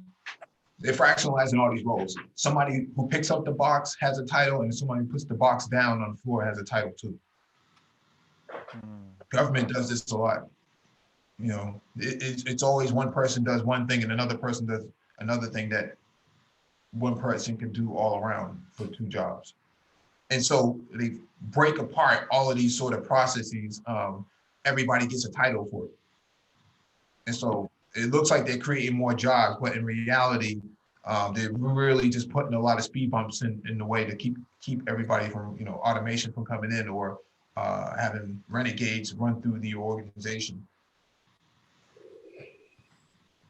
All right, this is from Oracle, the blog. Oracle Cloud free certifications. In February, we reduced the price of Oracle Cloud Infrastructure OCI certification exams by more than 35% and made all related training content available for free. In March, we announced that the certification exams are available at no charge until May 15th, 2020. Our goal is to give you the best possible learning and onboarding resources and help you build critical Oracle Cloud infrastructure skills. Since we made the announcement about free certification exams until May 15th, we've received many questions about how to take advantage of this offer. In this post, I answered some of the frequently asked questions. Which Oracle Cloud infrastructure certification exams are included in this offer?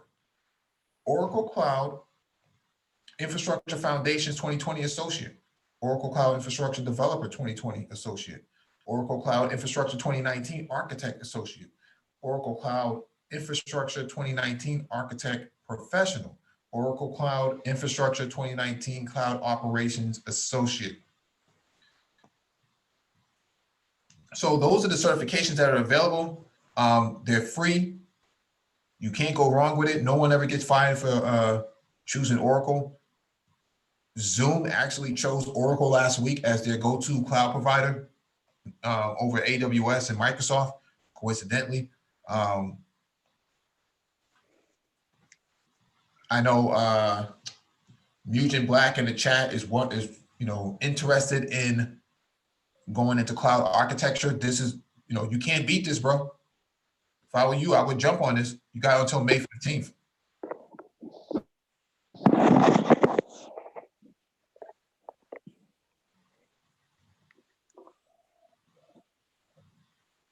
You gonna say something, Nagone Lemon?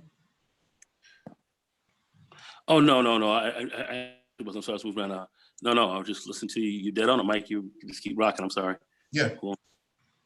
Yeah. So all these certifications are available. Once you pass the certification, it attached to your LinkedIn account, and everybody gets an update that you did pass.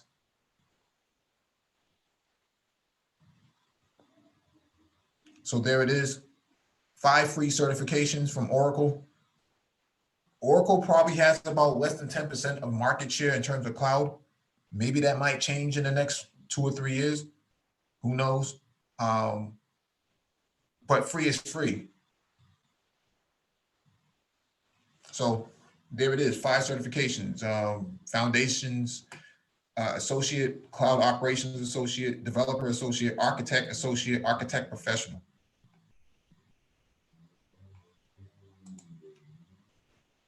Mike Shinnery, any interest in Oracle? I mean, at the time, I'm still learning about the cloud stuff. I still need to take some training on cloud operations and whatnot. So I will be looking into this. At this moment, I'm not quite ready for that. I'm still working on some other things. I'm trying to get my my Linux servers and servers all together. I want to have it so if I'm asked a question, I can answer it out of my head, or at least know directly where to go get the answer.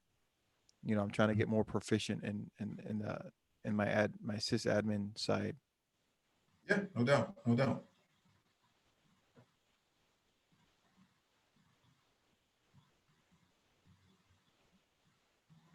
But yeah, definitely cloud for anybody that's interested in network period. Definitely look into cloud infrastructure. Especially Oracle right now is free. If you had to go to AWS, you'd be paying about $300 out your pocket.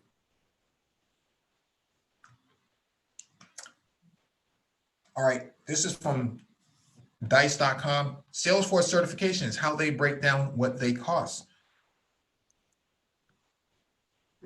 Should you answer Salesforce certifications? If you work with customer relationship software, CRM, or build enterprise applications that focus on customer service, chances are very good that you'll interact with Salesforce software at some juncture. More to the point, companies that rely heavily on the software need Salesforce developers who are skilled in company technology, and they often want certifications as proof that you have those skills. This is true. True, some developers don't find CRM as exciting as other software channels, but for many companies, the technology is foundational, and Salesforce is notable for how it puts such tools in the cloud. Perhaps that's why Burning Glass, which collects and analyzes millions of job postings from across the country, has estimated that Salesforce CRM developer jobs will grow 30.7% over the next decade. Already, the average time to fill such position is 35 days, suggesting a high level of demand. So that's very fast.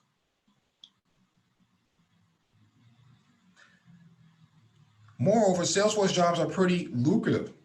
With the median salary of $91,175, the vast majority of these jobs require a bachelor's degree. With more experience comes higher pay. As an aside, getting a job at Salesforce as a software engineer can also translate into a sizable paycheck. According to crowdsourced compensation data available via levels.fyi, an associate's MTS, member of technical staff, at Salesforce itself can earn an average salary of $117,889, coupled with stock options worth $19,667 per year, and a bonus of $11,778. One level A basic MTS pulls down $137,125, along with annual stock options worth roughly $23,708, and a bonus of around $15,375. That's amazing. All right, here are the certifications. Certified Salesforce Platform Developer. Salesforce Developer. Certified Salesforce Administrator. Salesforce Platform App Builder. Salesforce, Certified Salesforce Platform Developer 1. On its Trailhead learning platform, Salesforce boasts credentials in 5 categories: Salesforce Consultant, Salesforce Marketer, Salesforce Developer, Salesforce Architect, and Salesforce Administrator.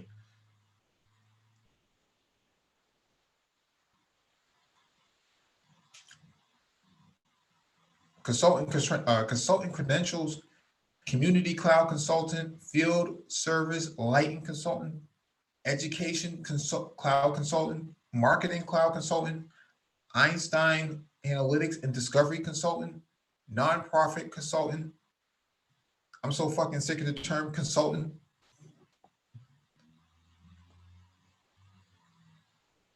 How much does it cost to get these certifications? Salesforce Certified Administrator is $200.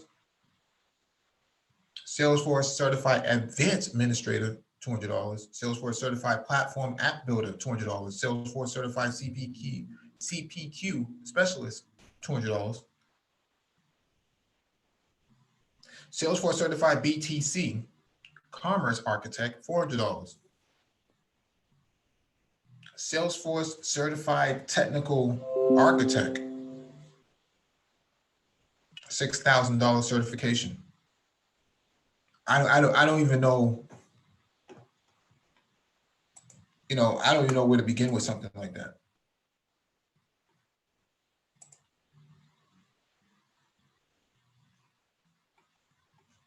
So for those of you who want to get into Salesforce, I know about 3 or 4 brothers who are like Salesforce engineers or something like that. They're doing very well for themselves. They're never unemployed. They are never unemployed. Totally agree with that, Mike. Very much in demand. Mm-hmm.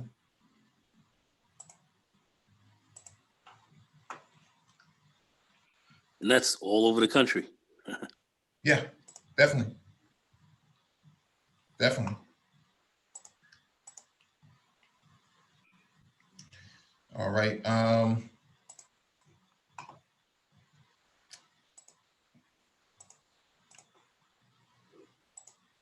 All right, this was sent in.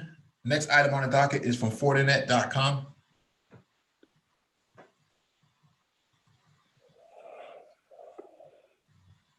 This is from Gerard Martin. He sent it to the Black Brain Trust Twitter feed. Free cybersecurity training.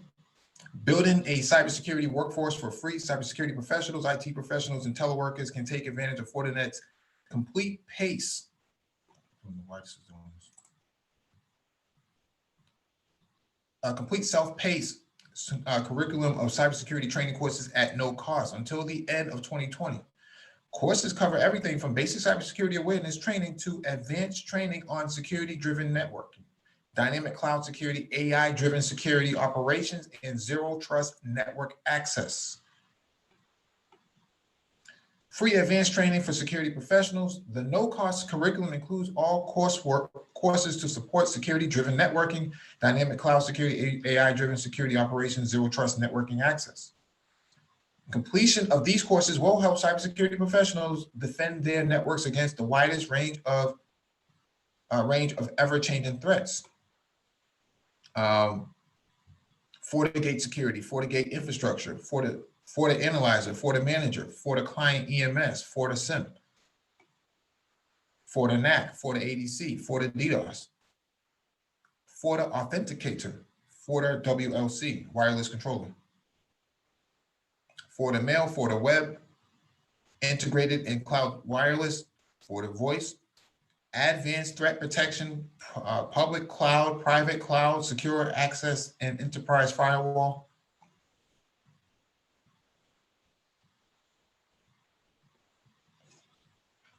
WAN, software defined WAN, 40 EDR, 40 Insight,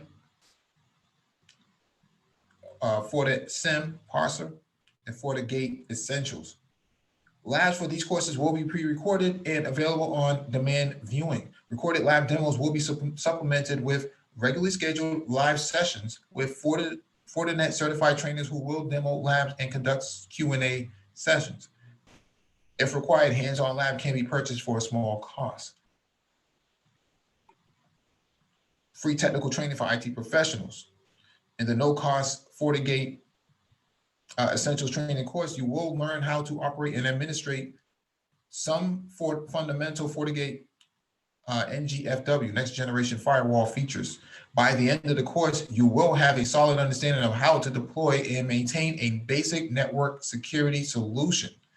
The course also covers how to enable users to remotely connect to your network in a secure way, enabling productive telework.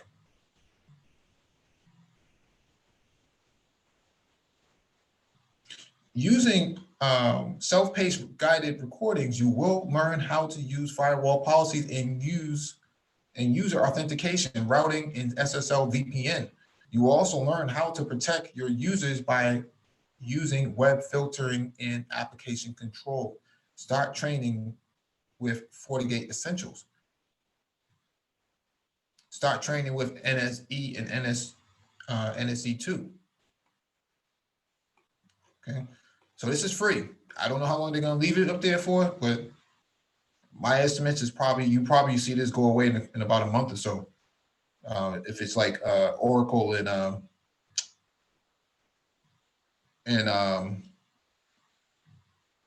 Salesforce. Okay.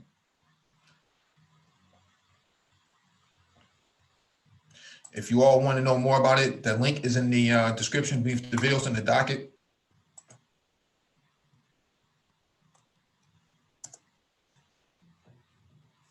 If you want to get on the panel, there's a link in the chat. When you click on the link, make sure you raise your hand so that one of us can acknowledge you and advance you to the panel.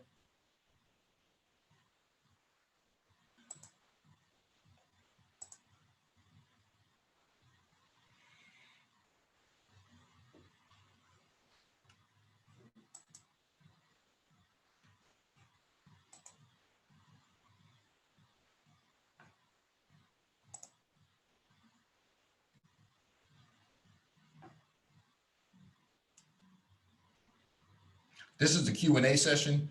Shout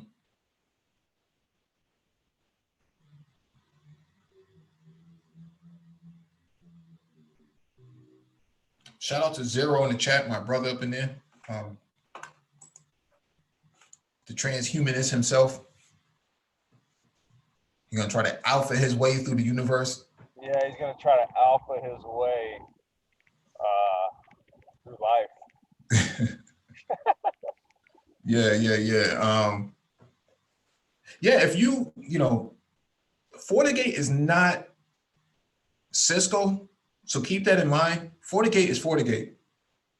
Some of the commands may overlap here and there, but overall, FortiGate is the Hyundai Sonata to networking, network security. You know, Cisco is the. Did you just say the Hyundai Sonata? Yeah, it looks nice and it feels good, but it's not exactly German. So, so it's just one of those things, man. You can take advantage of some of these opportunities, man. If I was doing this all over again, I'd be right on top of that Oracle, right on top of that FortiGate, man.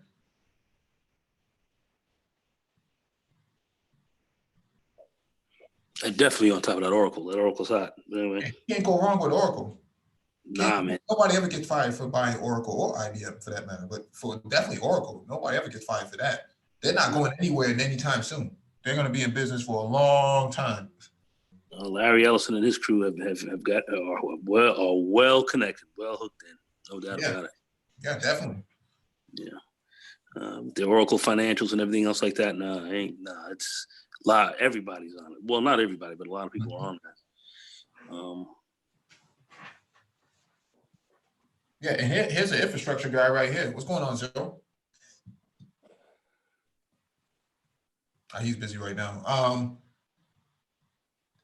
Yeah, Oracle Cloud Infrastructure can't beat any of that type of stuff going on right now.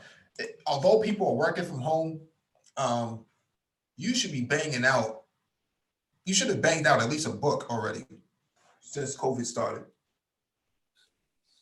Should be banging out, man. I've been listening the whole time. Oh yeah, what it do? What it do, man? Wait, no, I'm not. You right? You all right over there, Joe? This thing working? What the heck is going on over there? Yeah. Blink twice if you need help. You better alpha your way out of that one as well. Yeah, you might need to alpha your way out of whatever was going on, Zero. Alpha your way out of that one, fam. Yeah, this is a different setup on Zoom. They've made it like whole Google Hangouts now, so they changed that last night. How do they make it like Google Hangouts? Because now, in the same way your avatar shows up on Google Hangouts, now it does that on Zoom. Is my avatar up? Yeah. No, you don't have an avatar up. Mike Shinnery has his, but Keep It Techie has his up, and Complex has his. Mine's not an avatar. I think you have to have the paid version of Zoom. I'm on the free version. So what I did was I have the background app, and then I have my camera blocked. Oh, okay. I have a card flipped over, so my live is just showing my virtual background. Mm-hmm. It's just a way of it's one of my little tech ways of getting around, free shit. Oh, so my avatar will not come up? It would if you put one up there. How do I put it up? When you on your phone or whatever you're using to log on, it'll ask what image do you want to use as your profile. Okay. Mm-hmm. Hey, Mike, Mike Shinnery, you have so you saying in order to put the image up, you have to add a paid version? Oh, I thought, or maybe that's StreamYards or whatever. Yeah, that's what the bird, man. That's okay. what the bird, man. Yeah, because you should be able to. Because all I did was I installed the Zoom app on my system. Oh, okay, yeah. If I turn off my video, mm-hmm. It shows my Google avatar. Yeah, your avatar. Yeah. For everybody else, it shows. I don't know why mine's not showing. I'm tight. Yeah. We got Zero with his hand up. Go ahead, Zero. Oh yeah, my audio was routing through the YouTube page, so it was like super delayed. So that's what happens when you do dumb shit. What it do? Nothing much. I've been listening the whole time. Oh yeah. From the BSD up until now. Like if you get a PF Sense router, which they got bought out by Netgate, and they improved it, that firewall platform does everything. Yeah. And I mean everything. You don't want to put your eggs all in one basket, but still, like if you are a small business up to like I don't know, mid-sized company, you can run on a PF Sense Netgate box and get literally everything, including web filtering, AV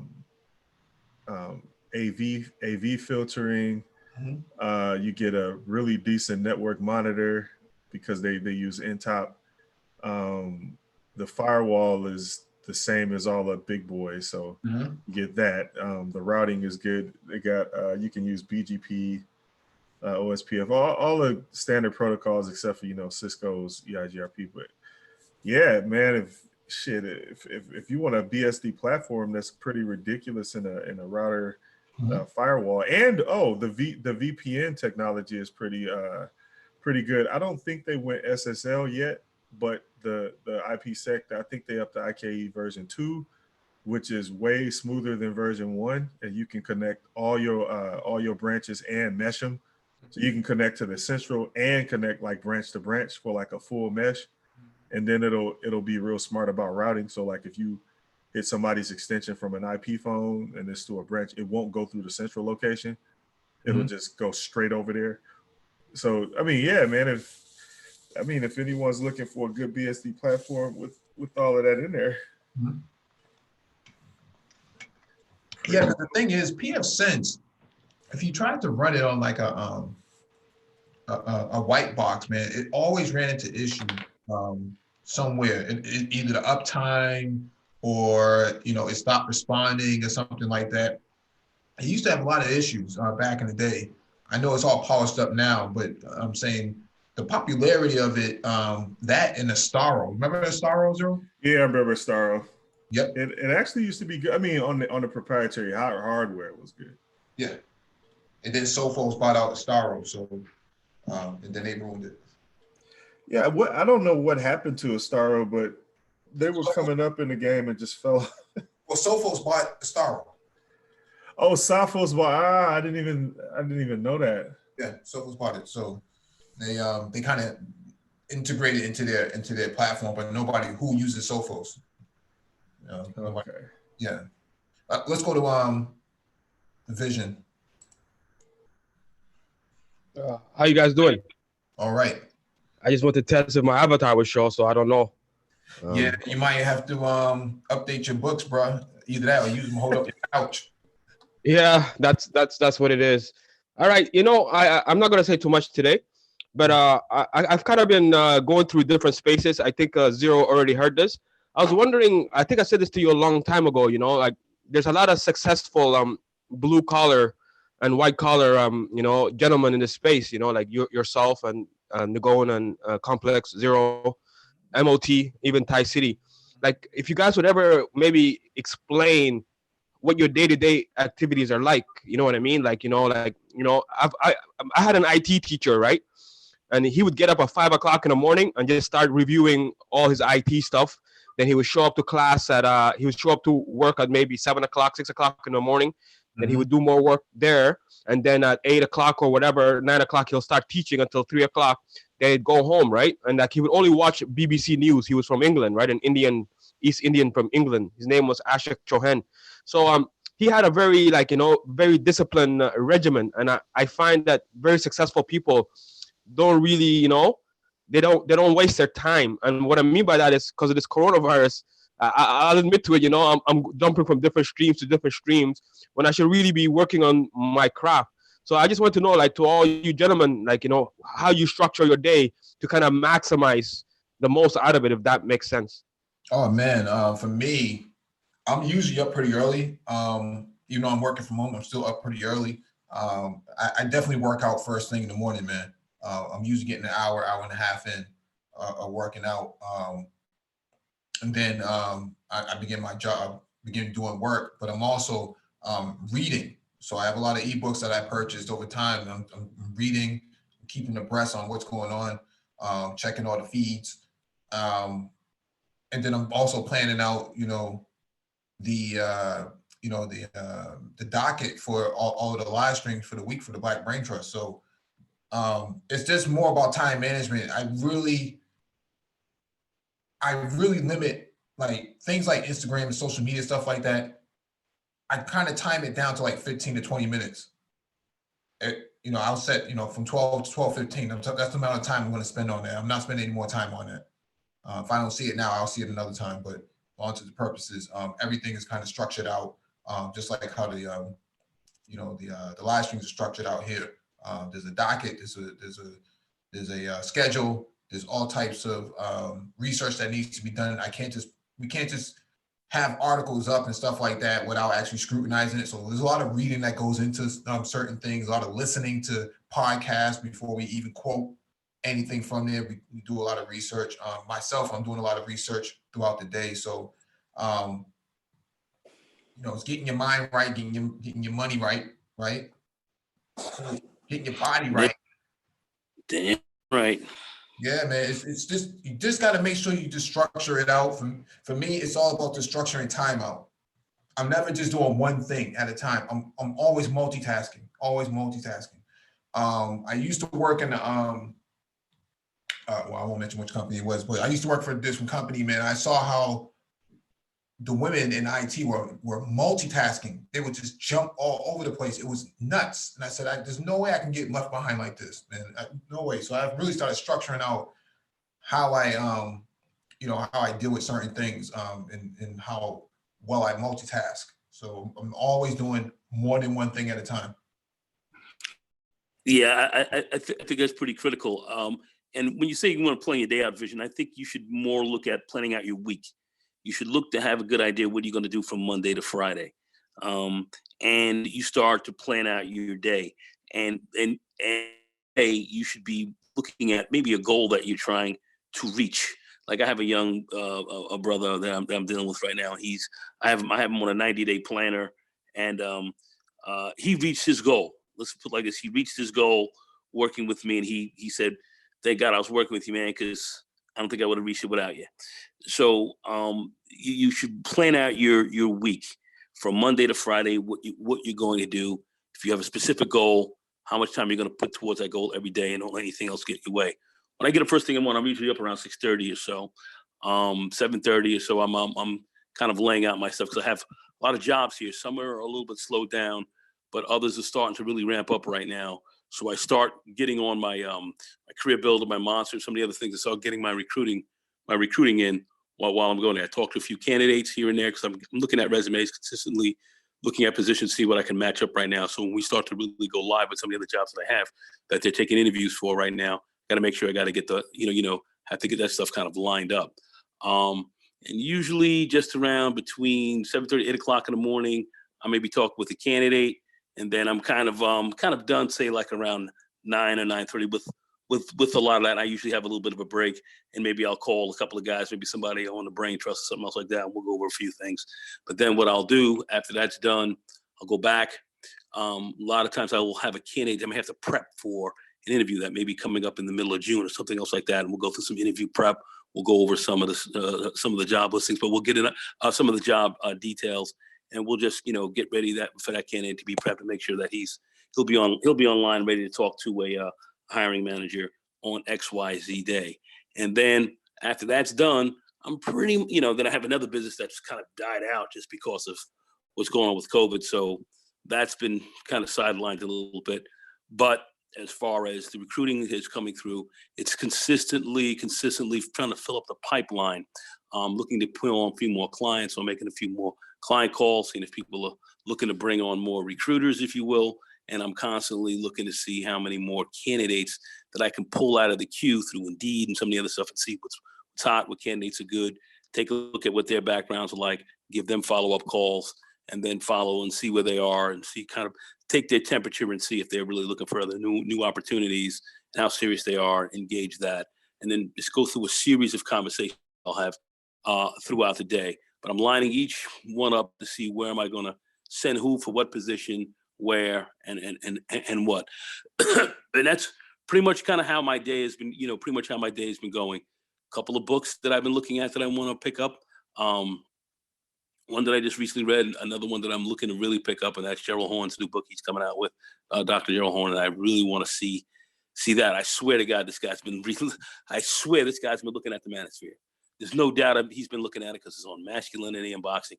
And there's a masculinity piece, and we've been talking about that a lot. And boom, here he is on top of it. I swear this guy's looking at it. Dr. Tommy Curry and these guys, Dr. Tiasan, he's listening to these guys. He's looking at a lot of this stuff. This guy's looking at the manosphere. I don't care what anybody says he is. But anyhow, looking to pick that book up, and really start tearing that down. And then I like to go through a certain number of articles and read a certain number of articles and actually watch certain videos that keep me up, not only abreast of the business, but current events and what's kind of going around in the world and what's going on in our community. So I like to do that and follow a little politics. That's pretty much what the day is kind of, is really pretty much consisted of. So there's constant stuff going on a regular and consistent basis. And it's information gathering, information learning, and just assessing new things. And I will freely admit I do talk to some of the people you know, off the Brain Trust and maybe a few others who are outside of it, always kind of getting ideas and talking with them a little bit, and kind of structuring some of our conversation and our views on that as well. So I do look at the Brain Trust and what's kind of going on as an important part of my activities as well. You know, as something that's worth spending some time with, because we are mentoring people, and I do have a guy who I'm mentoring currently right now. I have another one who I've been mentoring on and off, but certainly one who's been with me on a regular and consistent basis. And we are reaching our goals, of which he didn't reach before. Working with me right now. I'm very proud of him, and looking to bring on more people to certainly help them to move forward in the IT space. So it's something that's consistently being worked at on a consistent basis. And yeah, you know, getting my mind right, you know, when getting the body right, got the dumbbells in the gym, and my garage, and working out, and trying to stay swole and all that good stuff. But at the same time, building your body and building your mind are both two pretty important things that that I think we should, or I'm doing, and I believe that we should do. But the day is consistently doing something, moving towards a goal. If you're looking to move towards a goal vision, I would pick what that goal is that you're looking to achieve, let's say in the IT business, and put at least 2 hours a day that you're blocking out a day specifically to deal with that goal, at least that 2 hours every single day. And I don't know if that's a new certification you're looking to do or whatever, and work your week out. In fact, I suggest that you not only work out your weeks, but you work out your month on a daily basis, and plan that out like that. Because I have what I call 90-day planners. So you have 90 days, you're going to reach maybe a specific goal. You may be starting out, and by the end of that 90 days, you should be, if I'm not achieved that goal right there to, on the cusp of achieving it. So every day you're putting in a certain amount of time that you're looking to achieve that, and you got to figure out what those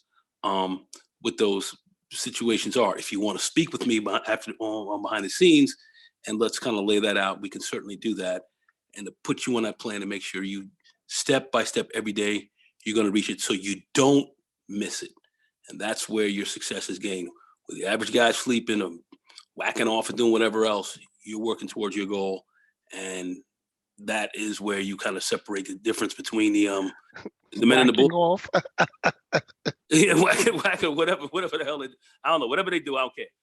But if it's not towards the goal, they're wasting time. Mike's right about that. You should be working, reading a book, or doing something all this time, and achieving more knowledge, and getting more towards a goal that you want to achieve. So this is about goal orientation, setting sights for your goals, and then doing something every day to make sure that you achieve it. That is a process, and and there you'll find where your success lies. Not in somebody who catches lightning in a bottle or something else like that. That can happen, but that's not consistent. It's consistent meeting your goals. Anyway, go ahead. Vision asked what is it that we do on a daily basis? How do you plan out your days? How do you plan? So Onyx has his hand raised. So let's go to Onyx. Okay. Yeah, but I know Complex just jumped in, but I just want to say that's something that Vision I want you to think about. If you want to get a hold of me behind closed doors, and whatever your goals is, we'll set a plan, we'll set a schedule, and we'll work on it every day to make sure that you meet that, whatever that might be, and especially if it's in IT. Let's talk about that, and let's yeah, we can do that. There's a couple of obstacles which I will talk to you about. Mainly financial, because I know you guys are like consulting. You guys do consulting services. So yeah, I can definitely do that. But that 2 hours is actually an excellent tip that I'm actually gonna follow. So yeah. And just let me say this: maybe some of what you may be looking at, you may think they may be financial. I don't know what they are, so we have to talk about it. But there are services out here that you don't have to pay anything for. And I keep talking about Khan Academy and others. You don't have to pay anything for that. Give you wonderful information to kind of get you started off. To get you on a goal that you may be looking to achieve, especially if it's on the tech side or something like that. There are services out here that you don't have to pay anything for in the beginning. So look at that. Don't let just money be your obstacle, because that's a condition. It's not a permanent situation. So you can always negotiate that. You follow what I'm saying? Yeah, I follow. And I'm in Canada. Would that make a difference, or is it globally? You got Canada's beautiful. It's not a problem. Yeah, yeah. We're all connected via the net anyway. So let's go to Onyx Sentinel. Leave your thank you guys. Yeah, Vision. Leave your information for Nagone. Yeah, definitely so. Yeah, I'll leave my email and number in the back. All right. Let's go to Onyx. Real fast, Mike. Do you have any more dockets or articles after the one you just went through? No, that was it. Okay. Second thing. I was actually interested. The last question was pretty good. Complex was about to go ahead and say how he's planned out his day. This is good information for anybody. So if Complex wants to go and say how he plans out his day, afterwards I'll ask my question. It's not a problem with me. Yeah. All right. Go ahead, Complex. And then we'll go to Black Torch. Yeah, I was just going to answer this question. Well, I'm a single dad, so, I got a kid. I work. Hey, Complex, break your day down, fam. I talk to you, and I see what goes on. Yeah. Break it down. Yeah, break it down. No, a Monday through Friday, I got a regular ass job, so I'm working, Pacific time, 10 to 7. So I try to get things done beforehand, like if it's business stuff, breakfast for my daughter, whatever the case may be. And then during my work day, I'm working, and then I try to squeeze anything I can in during my breaks or my lunch. And then after I'm off the clock, I still got my little one here. I got dinner. I got, I got responsibilities. So there's very little time for like things that just really kind of don't add to what I'm doing or streamline what I'm doing. So my social media consumption is very targeted. I don't really do a lot of like, these spaces have different subject matter. There's a specific reason why I'm a founding member of this space here, because it's these topics that I find important. Not so much, the topic du jour in other spaces. So what follows from that is also what I consume in terms of just content. So like on YouTube, the majority of my feeds are serve my interests.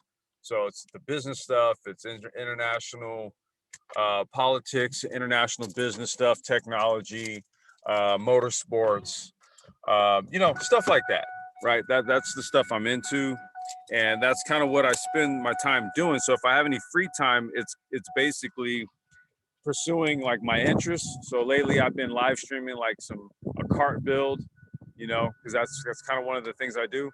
I just spend my time, man, serving my own interests. I don't really spend my time arguing over things that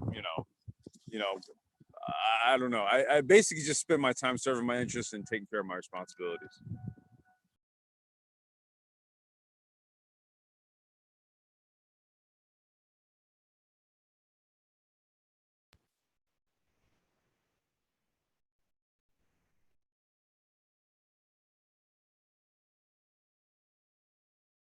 Still there? Yeah, I'm still here. I'm not sure where everybody. Yeah, I'm not sure where everybody else is. I was done. I was typing in the background. I don't have anything to add. That was a question, so I don't really have anything to say. I think it was Onyx that had a question. I think somebody else still got their hand up. Yeah, it was me. It was me, but Onyx said he wanted to raise a question afterwards. So, okay, so I want to get into cybersecurity, but there's a lot to learn, and I don't want to get overwhelmed. I'm on this website right now, cyberseek.org, and they have like different tiers as far as like common feeder roles, entry level, mid level, and advanced level. And penetrating testing looks pretty cool. It sounds cool. And they have different courses and titles, job titles, certifications, skills, all this stuff. I just want to know like what should I start off with and like progressively start learning down the line. I don't want to start. So for example, right, it says top skills requested, systems engineering, SQL, project management, software development, business process, system analysis, Linux, Java. Like, where would I jump in as far as like obtaining what skill? What would make it a easier process per se? Okay, I think I can answer this one. Or what skills do you have so far? That's the first thing. What skills do you have so far? Zero. Yeah, that's what I was going to try to say. It depends on what you want to do. All right. So I'm in a strange thing. I'm in both cybersecurity and biotech. So did somebody cut me off? No. You're... Okay. All right. So I'm in a strange thing. All right. So cybersecurity is divided, and you can become a security architect. You can become penetration. You can become forensics analysis, or you can become DevSoc ops, basically. So those are really the 4 areas. Now, if you don't have any experience, normally we start somebody out doing system administration. Hey, Torch, tell them what DevSoc ops is first. Just tell them what that. Okay, those are the guys who. Okay, all right. SOC ops or DevSoc ops is it's a combination of running the firewalls, hardening the systems, monitoring the systems, and all the things that if an intrusion happens, they're the first ones. They're the ones who work the crazy hours. They're the ones who up, and it's usually given to the younger people because those are the ones. I did it for years, and getting up at 3 a.m. every other night is no fun. So that's where they usually stick the new people in. So those are the things, but it depends on what your appetite is. And most people, I would tell people when we come in, you become either you want to become a security architect. There's like 4 different certifications: just GSAC, the CISM, the CSSIP. And there's one more that they came up with, a privacy one that they just newly came up with, right? So those are the general ones for just if you want to get into security architecture. And then there's the other ones. If you're going to do forensics, it's a whole nother ball game. That I would just go with SANS Institute for that because that's what they do. That's the way they money. And penetration tests. There's the old, I forgot the acronym, but it's on Kali website, Kali Unix website. They're one of the best penetration testing schools and training. So those are the ones that I can see. Maybe somebody else like Mike V or Nagon can come up with some other ones, but those are the basics. You said Kali website? Kali Unix, Kali Linux. Okay. Yeah, and that is one of the most. It's a 3-day certification that or more. To you have to almost capture the flag, go in there and do the penetration, and you have to show real skills to do that. It's not like this certified ethical hacker one. This is the one that's really, really the top one of the stack. Okay. Yeah. All right. Did I answer the question? I think I. Yeah, I mean, you answered. You gave me what you could. Like I said, it's a lot of stuff to learn. I don't know if that should be the first. Should I? No. I'm not saying that should be the first. I'm just saying those are the areas. See, I don't know exactly what your temperament is because that's what it's all about. Then if you add a layer onto that, there's cloud security. See, there's a whole bunch of different, I'm giving you the basics that you can move into other things, but you got to get the basics. The CCISP is the base, and the CISM and the GSAC are the basics. And then you can build on top of that. If I could add to this, man, and everything you were saying, Black Torch is on point and everything, but just to add a little bit more to that, man, you with anything in cybersecurity or security, you have to, in order to secure something, you have to understand how it works.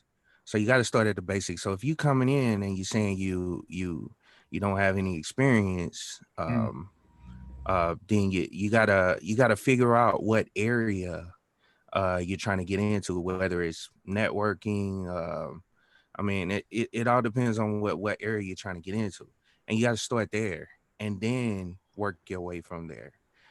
Because in order to secure something, you got to understand how it works. I mean, you can't just, oh, I'm gonna be a network security guy without understanding how most of the aspects of networking. And that's You know what what I'm I saying? was So you telling want to them start to. with some of those simple certifications, like And that's what I was telling yeah, them, that system administrator, because that's the yeah, basic one. That's the yeah, one that you can see everything. That's all I'm saying. yeah. Yeah. Yep. Yeah. Exactly. And then I was so since I have my hand up, I'll finish up. My day is different. I've straddled two different areas: cybersecurity, and I do HIPAA and biotech, because that's the nature of the company I work for. So I straddle both things. So I see, and it's been kind of because the things I used to have to go to labs to do, I can't go to labs anymore because of social distancing. So my day is different. Now I'm mostly doing endpoint security, telling people how to, if they have a problem getting in, if the dongle's not working or they lose access and things like that. So, it's an interesting thing about my day. And unfortunately, I don't have a set time, because it's depending on when these guys want to get access, because it's a worldwide company. So it's different times, and they'll wake me up at different times to do different things for them. So it's all depending. But as Nagon says, I try to get my work out every day, get my mind right and the body right. So that's it. Zero, do you have anything you want to add? I think I talked to Vision about this before on one of my streams. So I don't really have a structure to my day. What I do is more reductionist. I basically go to the fundamentals of stuff. So because audiobooks makes things a lot easier, I read a lot more. And most of what I read is nonfiction or educational. If I do actually read a book, it'll be like something with an article that I really want to know about in a more condensed format, like when Time Magazine came out with the AI magazine, and it was a special, and for some reason their print stuff is way better than their online stuff. The research is more thorough. Everything is actually worded much better than it is when you read an article online. So usually if I read something that's print, it'll be of that nature. It'll be like a special from a magazine line like Scientific American or something like that. But otherwise, I'm just soaking up audiobooks because you can read faster, and then I can do other stuff while I'm reading. Like I can eat while I'm reading, I can work out while I'm reading. I can go for a walk, play basketball, whatever it is. So again, I speed up my day that way, and then I speed up my time consumed learning stuff. Even stuff that I have to know for my job. If there's an audio or video version of it, I'll just play the YouTube video or webinar, put my phone in my pocket, and just do whatever else I was going to do. I don't really need to see it. I just need to hear what they're saying. As far as everything else, I don't really have a daily regimen. I mean, I eat when I get hungry, and then, and usually when I got my clone with me, I'm playing with him, and we're doing stuff like building Legos or knocking down dominoes and stuff like that. So, yes, I don't know if that helps you, but you don't really. I mean, I guess you need a structure if you want some type of structure. I guess put it this way: if your personal life, you can structure it however you want to. If you're kind of comparing it to like being in a professional environment, yeah, you have to structure. Like I don't have a start date when I like if I'm gonna go on a diet, I go right away. I don't set a start date, stuff like that. But if you're in a professional environment, that's the only difference. You have to be considerate of other people, which is why you have to be more organized. Can you speak to the cybersecurity piece as well? In what the Kali Linux thing, or just cybersecurity in general? Yeah, I think Onyx is looking for some insight. So he wants to get into cybersecurity. Yeah. Yeah, you have to kind of start at a fundamental level. I mean, when you think about it, the internet wasn't even built with security in mind. So if you go from that standpoint, you first have to learn how networks work, or how or even how programming works if you want to go to the coding direction. Either way, you have to learn how it works before you can even tackle the security standpoint of it. So I would start from there. And again, it's pretty easy to learn how things work. I had a professor tell me, I mean, information only goes two directions, in or out. Whatever you do in the middle is just processing. So once you know that fundamental concept, I mean, you can work your way up from there. But as far as security goes, it's so abstract. I really wouldn't know what to tell you, because I mean, even if Kali Linux is hardcore. Yeah. So to be honest, I wouldn't recommend starting there. No. What you probably would be better off doing is just looking at a Windows computer and looking at the firewall there, because the access list is an access list. Every access list is going to be the same. Mm-hmm. You deny all traffic coming in and allow whatever you want. And then from there, you can work your way into doing things like directional traffic. Like if you want to block things from going out, which is typical if you have a job where you would block all email traffic outbound because you want the email server to do that job and nothing else. So that's one of the fundamental things that you learn. And then from there, you can just build and say, well, what else can I block from leaving my network? What else can I block from coming into my network? What can I do with packets that I want to seem like I let it in? Like you could do what's called stealthing, where if people are probing your network, you could have your firewall grab the packet, send it somewhere for processing. From the outside, it looks like it didn't get blocked. You know, stuff like that. But you have to work your way up. You have to start.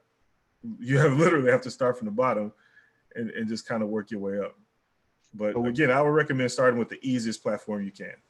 So would you suggest just doing understanding networks, and then just looking at a basic firewall for like Windows or X? Yeah. Windows has a built-in firewall that you can look at. As far as like learning security, you want to learn both the networking side and the coding side. You don't want to just pigeonhole yourself into one area, because if you know how networks are built, you want to know how code runs on your network. You know, okay, you don't have to even get intermediate level. You just need to understand how applications interact with networks. Now, just adding on to the code piece, so that would be like languages as far as like Python, and is PowerShell a language as well? Yeah, PowerShell is a scripting language, which is kind of treated as a programming language, because anything that's in a Windows computer, you can manipulate it with PowerShell. Okay. But I mean, it's not a true programming language. Well, that comes into an interesting point, because then there's a division between application security and network security, where you have to deal with the OWASP top 10, and you have to deal with the SVSS calculators to calculate a score. It's like I said, for just a beginner, stay away from application security. It's really, you got to know your P's and Q's. I would just recommend. That sounded crazy.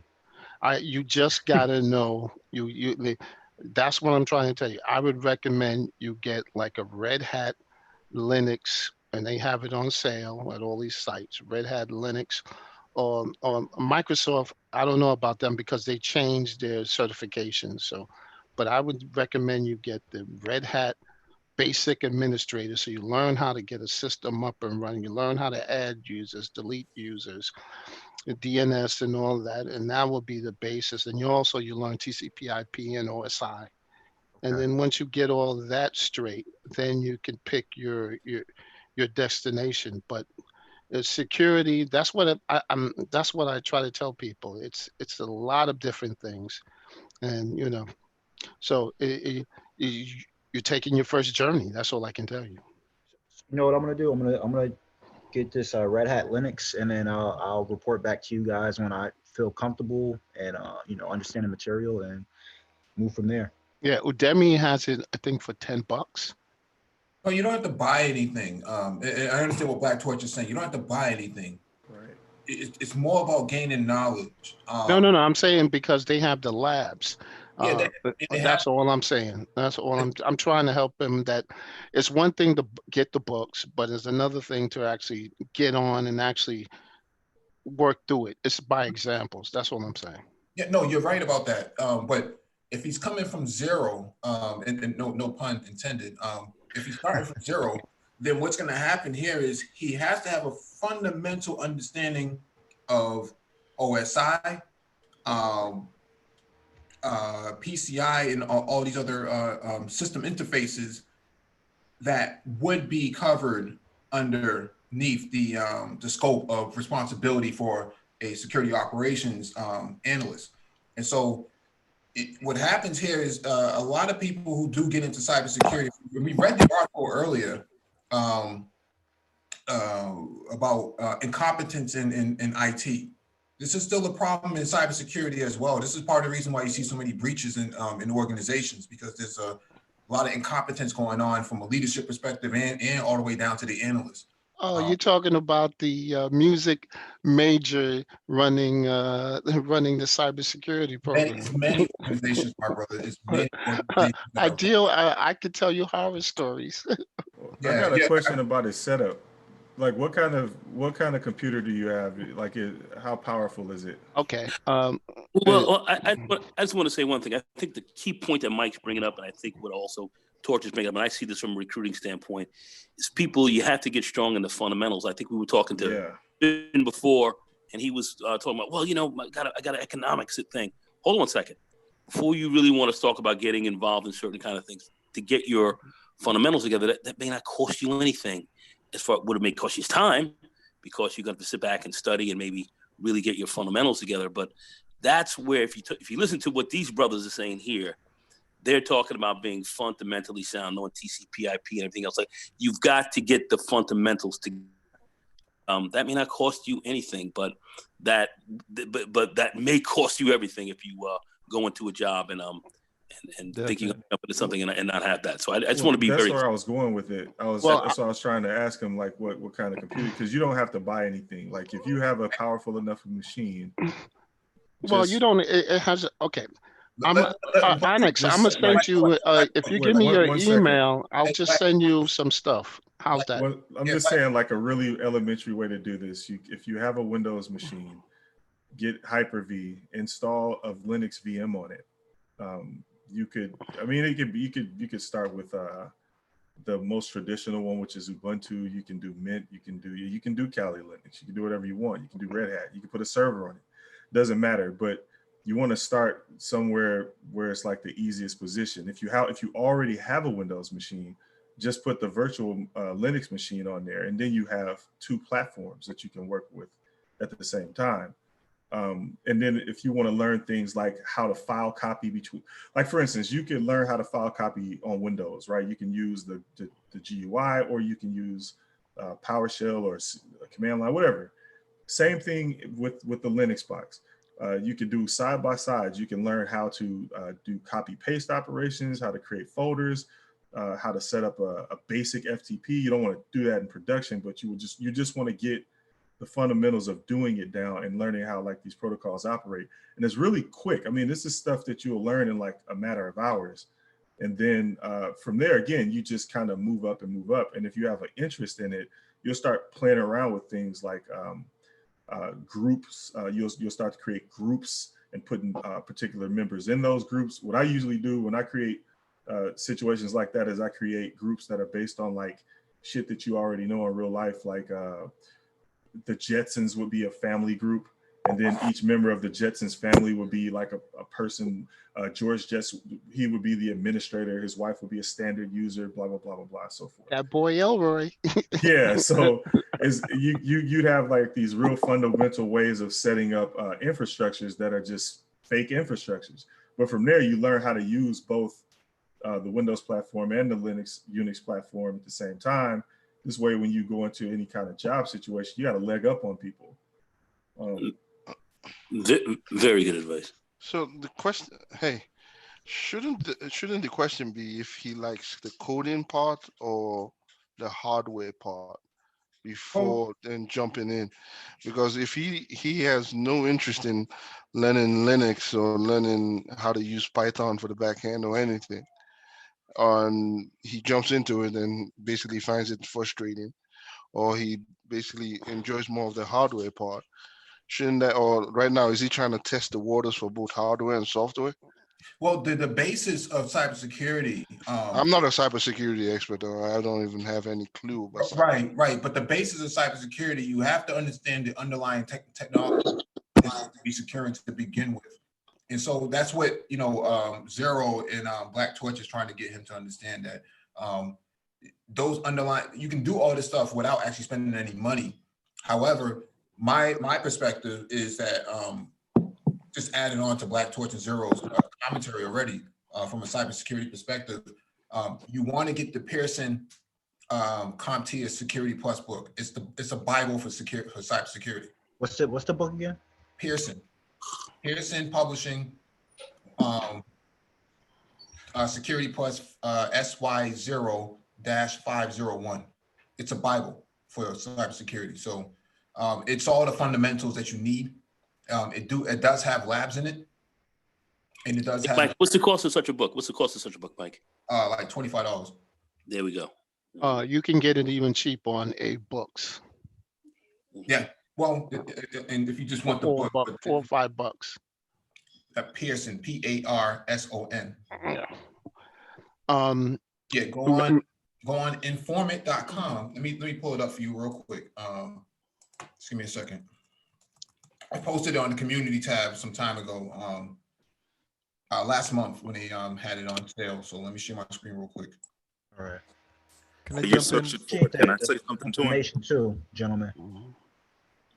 Who was that talking? This is me. I'm Q497 in the chat. I just wanted to say something to the young man while Mike V was looking for the page, if it's okay. Wait, somebody's finally joined us? Yeah. Welcome. Welcome. To the gentleman. Oh, thank you. And hello to all of you all. Much respect. To the gentleman that's looking for direction, there's another, in addition to what all of the guys are saying, I know it's overwhelming, right? But I would just like to say this to you if you figure you can use it. There's a guy who has a channel. His name is Professor Messer, M-E-S-S-E-R. He has these study sessions that are free, that's on YouTube, right? Where he some days he deals with A+, the CompTIA Security Plus, and the Network Plus, and he alternates in between those three, right? He's one resource. Then you got tons. If you just go to YouTube and type in Security Plus, you got tons of videos out there that'll get you started, right? So you can see what just like the gentleman said, you can see what you like, right? You can see if this is for you or not, and it's free to you. Some of them are gonna have people with really heavy accents, but if you just keep looking, you'll find somebody that's explaining it also in a more familiar accent, right?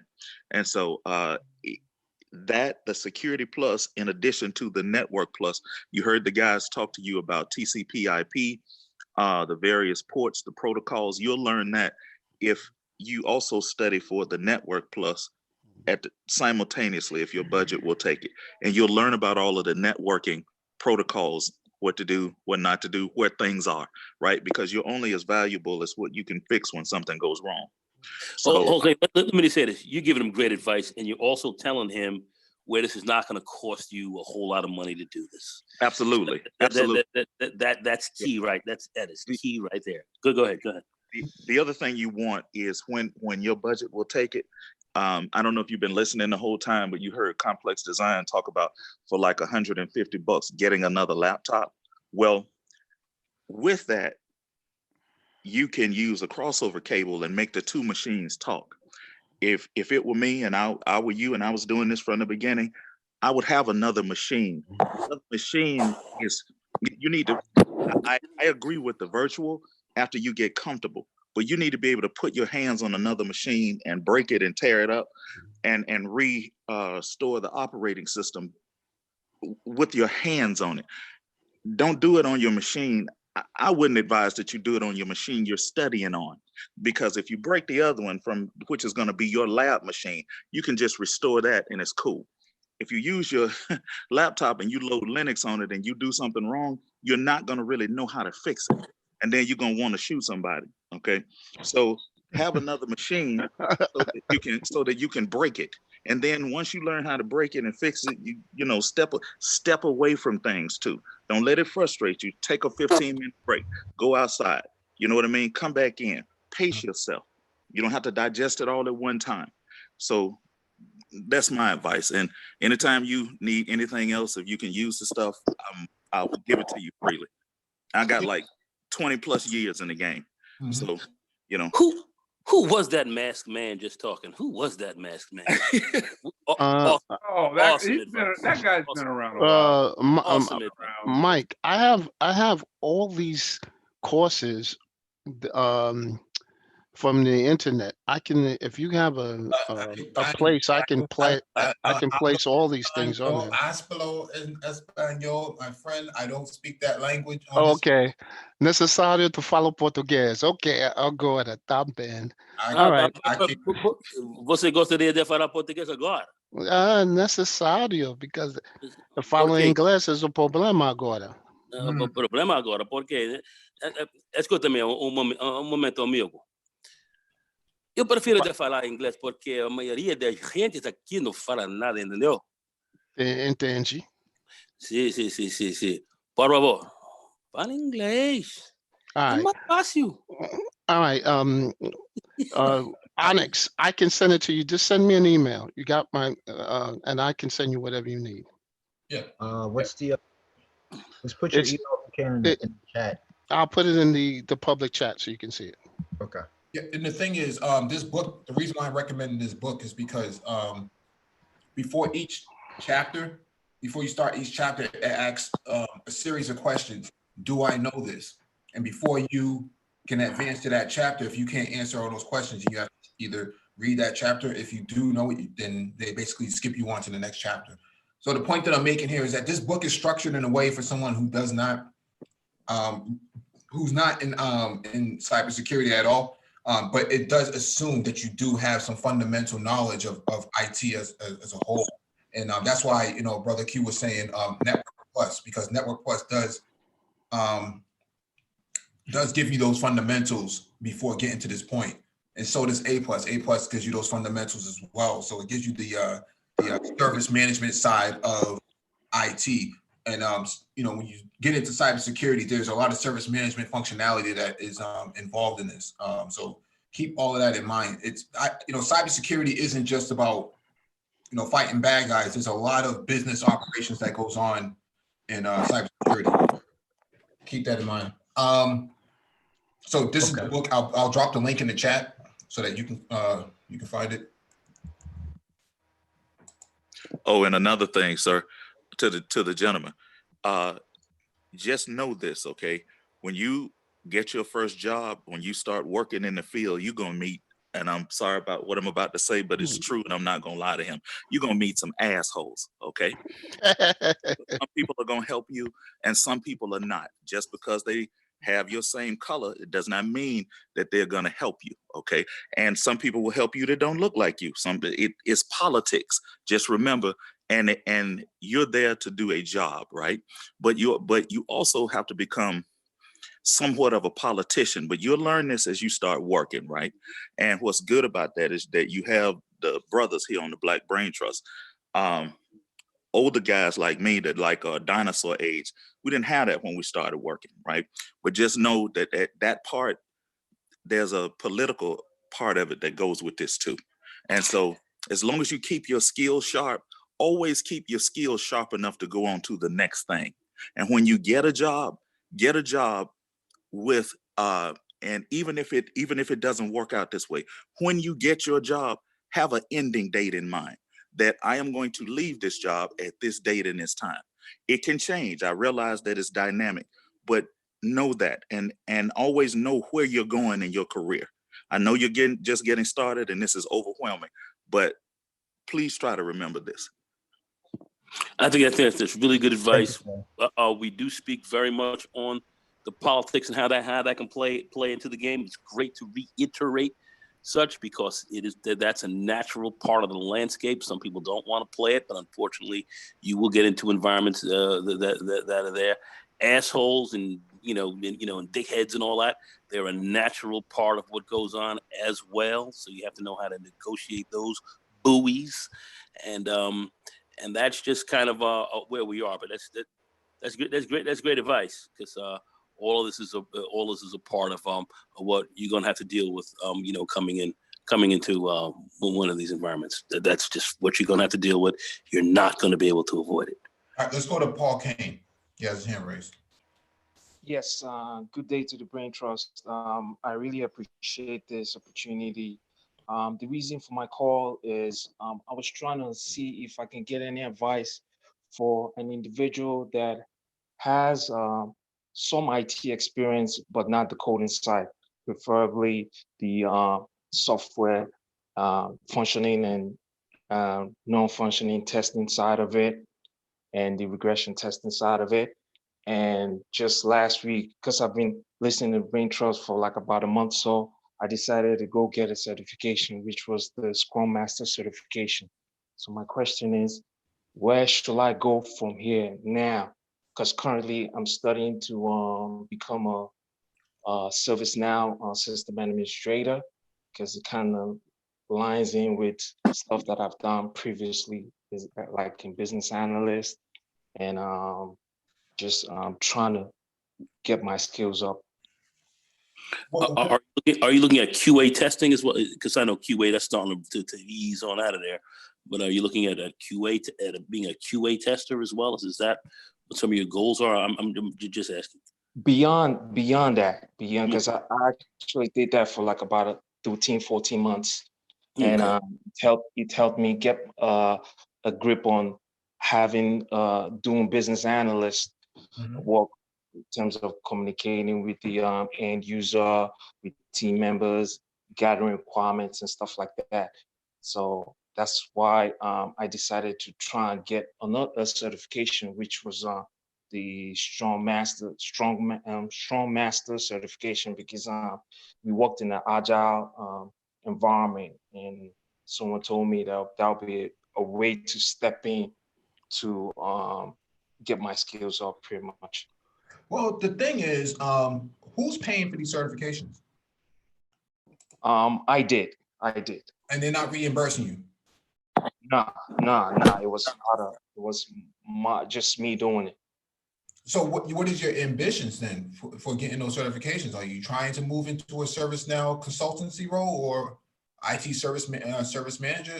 What is the purpose of getting the ServiceNow cert? Just to get into the role, and because it's kind of a platform that had been in the existence for like about 4 or 5 years, but there are not a lot of ServiceNow individuals, and because they are kind of implementing, other companies are starting implementing such services now, I figured that could be a way to get in. Yeah, to an extent that would be. Most companies, if they do operate ITIL framework, just having ITIL certification is almost good enough. If you're trying to, set up ServiceNow infrastructure for people, for organizations, then that makes sense to get the certification. Me personally, I probably wouldn't do it if I had to pay for it out of my own pocket. If I had to pay, out of my pocket, it's going to be for something that's going to be a guaranteed landing of a role, like Salesforce administrator or something like that. Like those certifications have high return on investment, and they're very cheap. $200 for a certification that's going to land you a 6-figure job. That's immense ROI. I can't say the same thing about the ServiceNow certification. I have my ITIL, but very rarely do I use it. I just what's going on with all this stuff? Don't know. Yeah. You hear anything? No, somebody's scratching their microphone. So my perspective is that I don't know how far along you are in that certification study and taking it. Me personally, I wouldn't do it. What I would do is I'd be looking at what is more in demand market-wise. Right now, machine learning is really hot. AI is really hot right now. You can probably say cybersecurity is hot, but I think that AI and ML is really, really hot right now. Many companies want it because they need to automate a lot of things. And so if you can do that, even at the most basic level, there's no real search for that. Keep that in mind. There's no real search for AI and ML. You're really just gonna have to study up and just really, be able to execute those functions. And that's hey Mike, that's my field of study, AI and ML. Oh, jump right in there, please. Engineer Kenny. So depending on what you want to do, AI and ML and deep learning are vast, and basically if you want to move into the data science role or data engineering role, so that's the path you want, either data science or data engineering. It depends. So if you want to go into data science, what I'll say is it's basically, again, there isn't any cert for data science. I know a lot of people that from different backgrounds, from economics to sociology to even me, I'm an engineer in chemical engineering. So there are different backgrounds that are basically in data science, ML, and AI. And to be honest with you, that's where the money is right now. That's where the jobs are. I have emails of people from different industry, from both the government and the private industry, asking me if I need a job and willing to pay me any amount to come move to anywhere in terms of data science, because there isn't any, there's a lack of data scientists. So, and there's a lot of job openings, especially for machine learning, deep learning, and the application. Boy, ain't you tell me, I got 2 right now, and trying to get those filled right up in Albany. So man, you are dead. And again, the definition of data science is as broad as it can be. It has not yet been defined. And what I'll say is the first thing I started when I started looking at data science, there's a Bible I usually use. It's called the 100-page machine learning book. That's the first book I ever bought. And that book is still with me. It's torn apart, but it's still with me right now. And that book gives you the basics of data science, gives you the insights on what algorithms are, what features are, what feature engineering is. It defines mostly everything. It defines what deep learning is. It defines what machine learning is, because those are they're two different subjects, but they're subsets of each other. So it depends on what's the title again? It's called the 100-page machine learning book. That's the basically Bible. It's 100 pages exactly. And it gives you detail. It gives you the basics on what machine learning, deep learning is. So I have a question for you, because the gentleman, I think I heard him say he was interested in learning to write software, right? Is that what you said? Okay. So let me ask a question. Sure. For him, where he's going, would it be best if he learned Python for AI and machine learning? Yeah, and that's the good thing. You can learn it while you're still learning about data science itself. You can read the book and also learn it, Python itself, and it's easy. So Python is the reason I love Python. Is easier to pick up, because I've basically played with every program you can think of, JavaScript, Java, C#, C++, MATLAB, but Python is quick to pick up, and especially with the algorithms, they have so much libraries in the algorithms that you can just pick up scikit-learn, TensorFlow, and straight up you can just apply algorithms in there. And over time, once you keep doing it, you realize the algorithms, the way to input machine learning or predictable algorithms, it doesn't change. Once you start doing it more and more, you can see there's a flow, there's a pattern to it. When you're going to use a classification model, or when you're going to use a clustering model, or when you're going to use a regression model, you basically start picking up certain, basically when I say certain techniques. So again, my schedule, I plan for the week. And when I plan for the week, I basically spend 4 hours. I have a family and all that. So I spend 4 hours each day dealing with machine learning, deep learning, blockchain, and drone technology. So I program, and all of it is in Python. That's why I said Python is so versatile. You can apply it to any kind of technology you want to do. Again, I'm doing it for drone technology, machine learning, deep learning, and blockchain. So that's why I like Python. It's that versatile and easy to pick up. So I would So, tell anybody to use Python. Yes. so I'm not the guy that asked the original question. I'm just trying to help him, right? So to the gentleman that originally said he was pursuing the certification, are you still there? Yes, I am. Yes, I am. Okay. Yes, So I am. I took a class by a guy named, he has a thing called the Clever Programmer. I make no money from this. I'm just sharing something with you to help you, right? You can check him out. I think I paid $297 to go through the Python class. And I think he also offers a Java class, but I found it beneficial. So that's it. I'm silent now. I'm going back on mute. Yeah, that's fine. For me, I didn't. To be honest with you, I didn't pay anything. The only thing I paid for my books. I just bought. I have like 10, 20 books because data science is a lot. There isn't just one part of it. Again, there's machine learning, deep learning. There's also natural processing languaging, where you have to process real life languages to quantitative, basically quantitative numbers, where you have to then use that as predictive algorithms. So there's a lot in data science. It's not just one. And each time the algorithms also basically there are new algorithms that come out through research. And with the utilization of AWS or Azure, it helps with also, again, you have to learn either AWS or I prefer AWS. You have to use that for data science. So again, Mike is right. Machine learning is big and it's growing. And there's a lot of application. Right now, I have like 10 designs on from security to telemedicine, where you can apply deep learning and all that. It's a growing field. It's ever expanding and it's ever promising. So it's just what It's you one of the need. fastest growing right now in IT. Yeah. For 2020, it's the fastest growing role in technology right now. It's AI, ML, DL, like engineering cannabis is speaking to.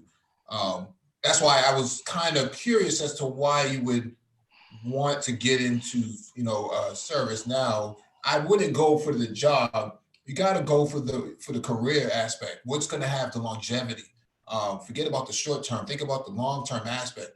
AI right now, ML, DL, those things are hot right now in tech right now. AWS can't find enough machine learning analysts and machine learning administrators and stuff like that. If you go on Amazon's career page, they've been up and down looking for people. They just can't find enough people. I got a contact over at Amazon and AWS, and I talk to them probably every quarter or so. They're constantly looking for AI ML people. They said, Mike, I know you know this stuff. I said, look, I don't really know AI ML like that, man. I'm a cybersecurity guy. That's my field of expertise. AI and ML and DL, I just don't have enough knowledge on that to really be useful to you right now. So And you can hop on, and the jobs are so much that you can hop on as a new data scientist quickly and get the experience between a year or 2 years in a job. There's so many openings. They're begging for people to even come in as beginners. Yep, they're training people on the job. Training people, and I mean, I've seen a lot of data science roles that say you need to just have 6 months experience. I had a question for that, Patrick. Sure. Are you the model that you're taking for doing data science? Are you using CI/CD? Are you using because I'm coming from a traditional application security. So we do the binary scanning, static code analysis type thing. So we look at the binaries and then we looked at the compiled code. How is that different in your environment? It's different because it's, again, we're dealing with more, we deal with statistical models. So we deal with a lot of models that, again, is based on statistical linear algebra and all that. And again, it's not only that, we also have to convert written language into code, then into a predictive model. So that's why, again, natural processing language is needed. So for instance, if you need it, again, normally, a linear regression model, we use that. Everybody knows a linear regression, where y equals mx plus b. That was simple. We use that as a predictive model, but there are also numerous different models in the case. We have a clustering model, we have a logistic regression model, we have for again deep learning models, we have CNN, KNN. For again machine learning, again we have a machine learning algorithm. Again, is grouped into 3: clustering, classification, and regression. And all those models are different, and they're all on the basis of statistics, Bayes' rule, and all that. And how that is different from cybersecurity, to be honest with you, I'm not a cybersecurity guy. That's what I was. I'm a data science guy, right? And all I focus in data science. I haven't looked at machine the application of algorithms in cybersecurity. Right, and that's my point that I was trying to make. Data it science is totally different from it's different. It's totally different. If you're doing application security, I'm talking about looking at the websites. I'm talking about looking at the mobile devices, looking at embedded devices. You have to go through doing binary scanning, static code analysis, certificates. We do that. We can do binary. It's called no. coding. I'm not saying that you don't do it because you necessarily have to do it, but I'm saying this is the bread and butter when you're doing application security. Okay. You're actually getting the actual outputs from the code and looking to see if what code smelts, vulnerabilities are there. That's what I don't know how. We are just taking data. We're taking raw data and using that to make a prediction, a predictive outcome. So you're taking, okay, for instance, let's say you want to predict stock market. We're taking past data, train that data, then use that data to predict what's going to happen maybe next year or the upper year. Okay. So we're taking raw data, and that's machine learning. Then deep learning is different. Deep learning is what we teach. We teach our algorithm what to recognize. Right. And what I'm trying to say is that security is you're doing those two options that you just explained, deep learning and we're looking to see if when your program is in operation that nobody can penetrate it and adversely affect it. That's what I'm trying to say. You're looking at a niche, more of a niche security aspect. What data science looks is an overall aspect. It's applicable, again, data science and AI is applicable in everywhere. And I believe it's applicable in cybersecurity, but I've not dealt with that yet. But the application, other places, it's broad. Right. Yeah. I just want to make sure we get to the other people who got their hands up. But that is my advice to the what's his name? Onyx. No, it wasn't Onyx. It was Paul King. No, okay. Thank you so much. Yeah, definitely, man. So definitely look into AI ML, man. I know Amazon and Microsoft both have free courses on their site, on their certification education site. And Harvard too. Harvard has a free course on machine learning and AI and data science, and it's very in depth and good. Yeah, the ROI is going to be much greater than ServiceNow. ServiceNow is nice to have if that's going to be your only job for ServiceNow, but for right now, if I was coming out of the gate looking for another role, definitely getting into AI ML. So let's go to Vision. He has his hand raised. All right, excellent conversation, gentlemen. So I'm gonna bring it down. I was just wondering, like my plan is to write A+ and Net+ just to begin with. Yep. I did write a certificate back in the day, Windows Enterprise, failed it miserably, and now it's Windows 10, right? So but what I remember is you had to go into like a special place. You know, you couldn't bring anything with you, and then it was just you and the computer. So with this COVID thing now, like the schools that run them are closed, and also there was another place in my city. There was only 2 places in my city where you can go write the tests that are certified for you to write your certificate test. And so like I'm just thinking now is a good time to study and get your knowledge up. But when do you think we can go and write those tests? Like they've already switched to remote testing. So you got to keep the webcam on, and you got to be in a quiet place, and so on and so forth. So and I think they're using like somebody's watching you the whole entire time, if I remember correctly. For the last time I read. So that makes sense. Yeah. I don't know how it works in Canada, but I know in the United States that's what's been going on. Some of the emails that I've been receiving about taking tests. If I'm going to take a test, this is the process to go about it.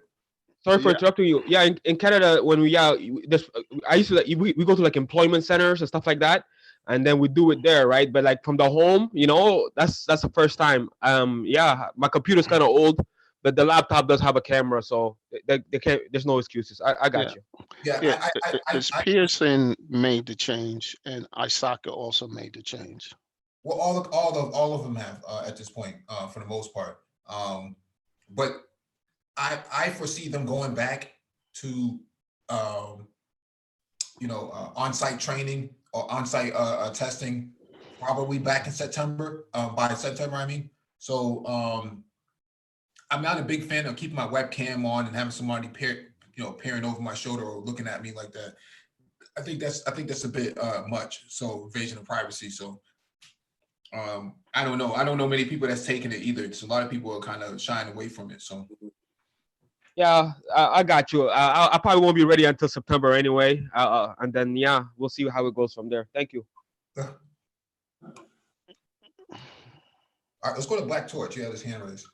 No, I was just curious because about the AI versus what we currently doing for application security. So that's the thing that I now that he gave me. His name is Patrick. That engineering cannabis. Yeah. Okay. Engineer. Okay. I said, all right.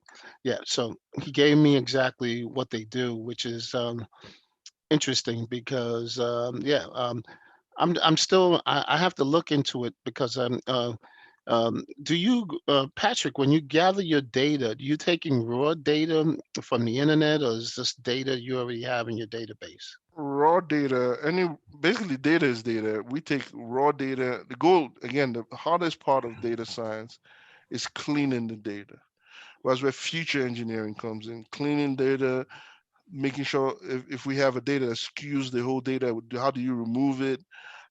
So the goal is we take raw data, make sense of that data, collect features of that data, and plug it into our algorithm to see if it's going to make a good predictive algorithm itself.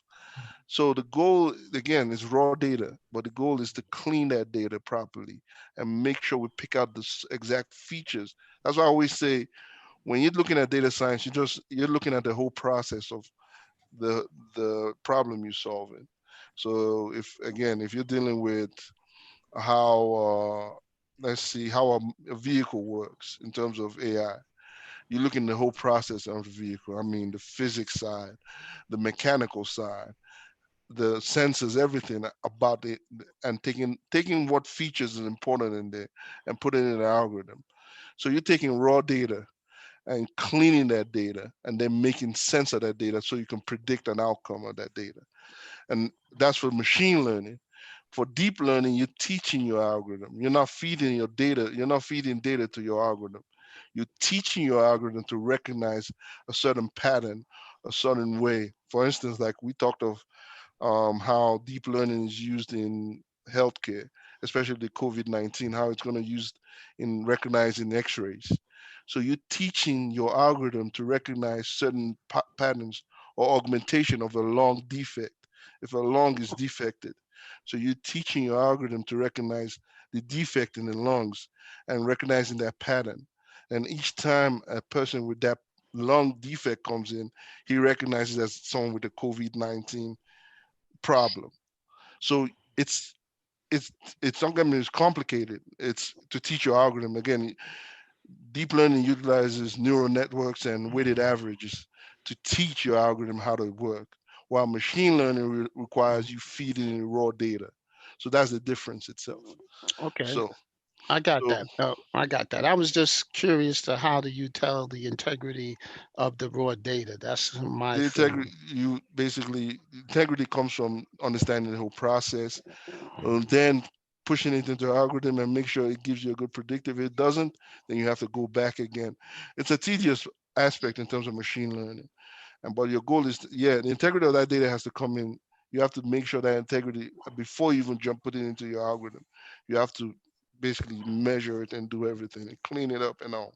So machine learning is not just one part or just put in an algorithm. There are different parts before you put in an algorithm, cleaning data and all that. So machine learning and deep learning are two different aspects. So that's my spiel on how machine learning and AI is. No problem. I don't mean to put you on the spot. I'm good. learning as you talk because like I said, I'm in two areas. I'm in biotech and security. So I was into it. I'm in chemical engineering and data science, so I had to use data science. I'm learning how data science and chemical engineering interact, go hand in hand, but they do go hand in hand. So, but data science and AI and machine learning are the big aspects right now, and it's gonna grow even further. Okay, thank you. Yeah. Anybody else have Mike Shinner? You got anything you want to add? As far as the machine learning, I'm completely out of that realm. But for the guy that was asking about the security stuff, just a quick reference, I did the A+ Net+ security route, and that gave me a really good fundamental background to everything that I'm looking to going forward. But yeah, the thing, I didn't do any of those. I went through computer science classes and writing compilers. That's how I got into it. So there's two ways you can get into it. Mike, you said the A+ and what other method? I did the A+, Network Plus, and Security Plus. And I think that for me, the Network Plus gave me the most background as far as, or the most information, I guess, that it had the most information that I needed to hold on to. The Security Plus works off of Net Plus. So if you get the Network Plus down, you'll understand a lot about what you're learning going into the security side of the house, because there'll be things like the OSI model and things like that you can reference to that you'll learn in Net Plus. All right, sounds good. Black Torch, I sent you an email as well, so whenever you get the chance, check that out. Gentlemen, thank you once again. Y'all have a good weekend. Stay safe out here, all right? Absolutely, man. Stop through again, man. Of course. Now, from a recruiting standpoint, Nicole 11, you have anything you want to add in terms of what IT hiring manager looking for in terms of entry level people like that?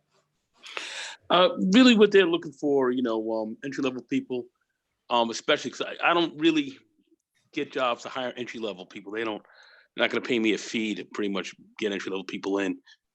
But overall, they're looking for people who are pretty intelligent.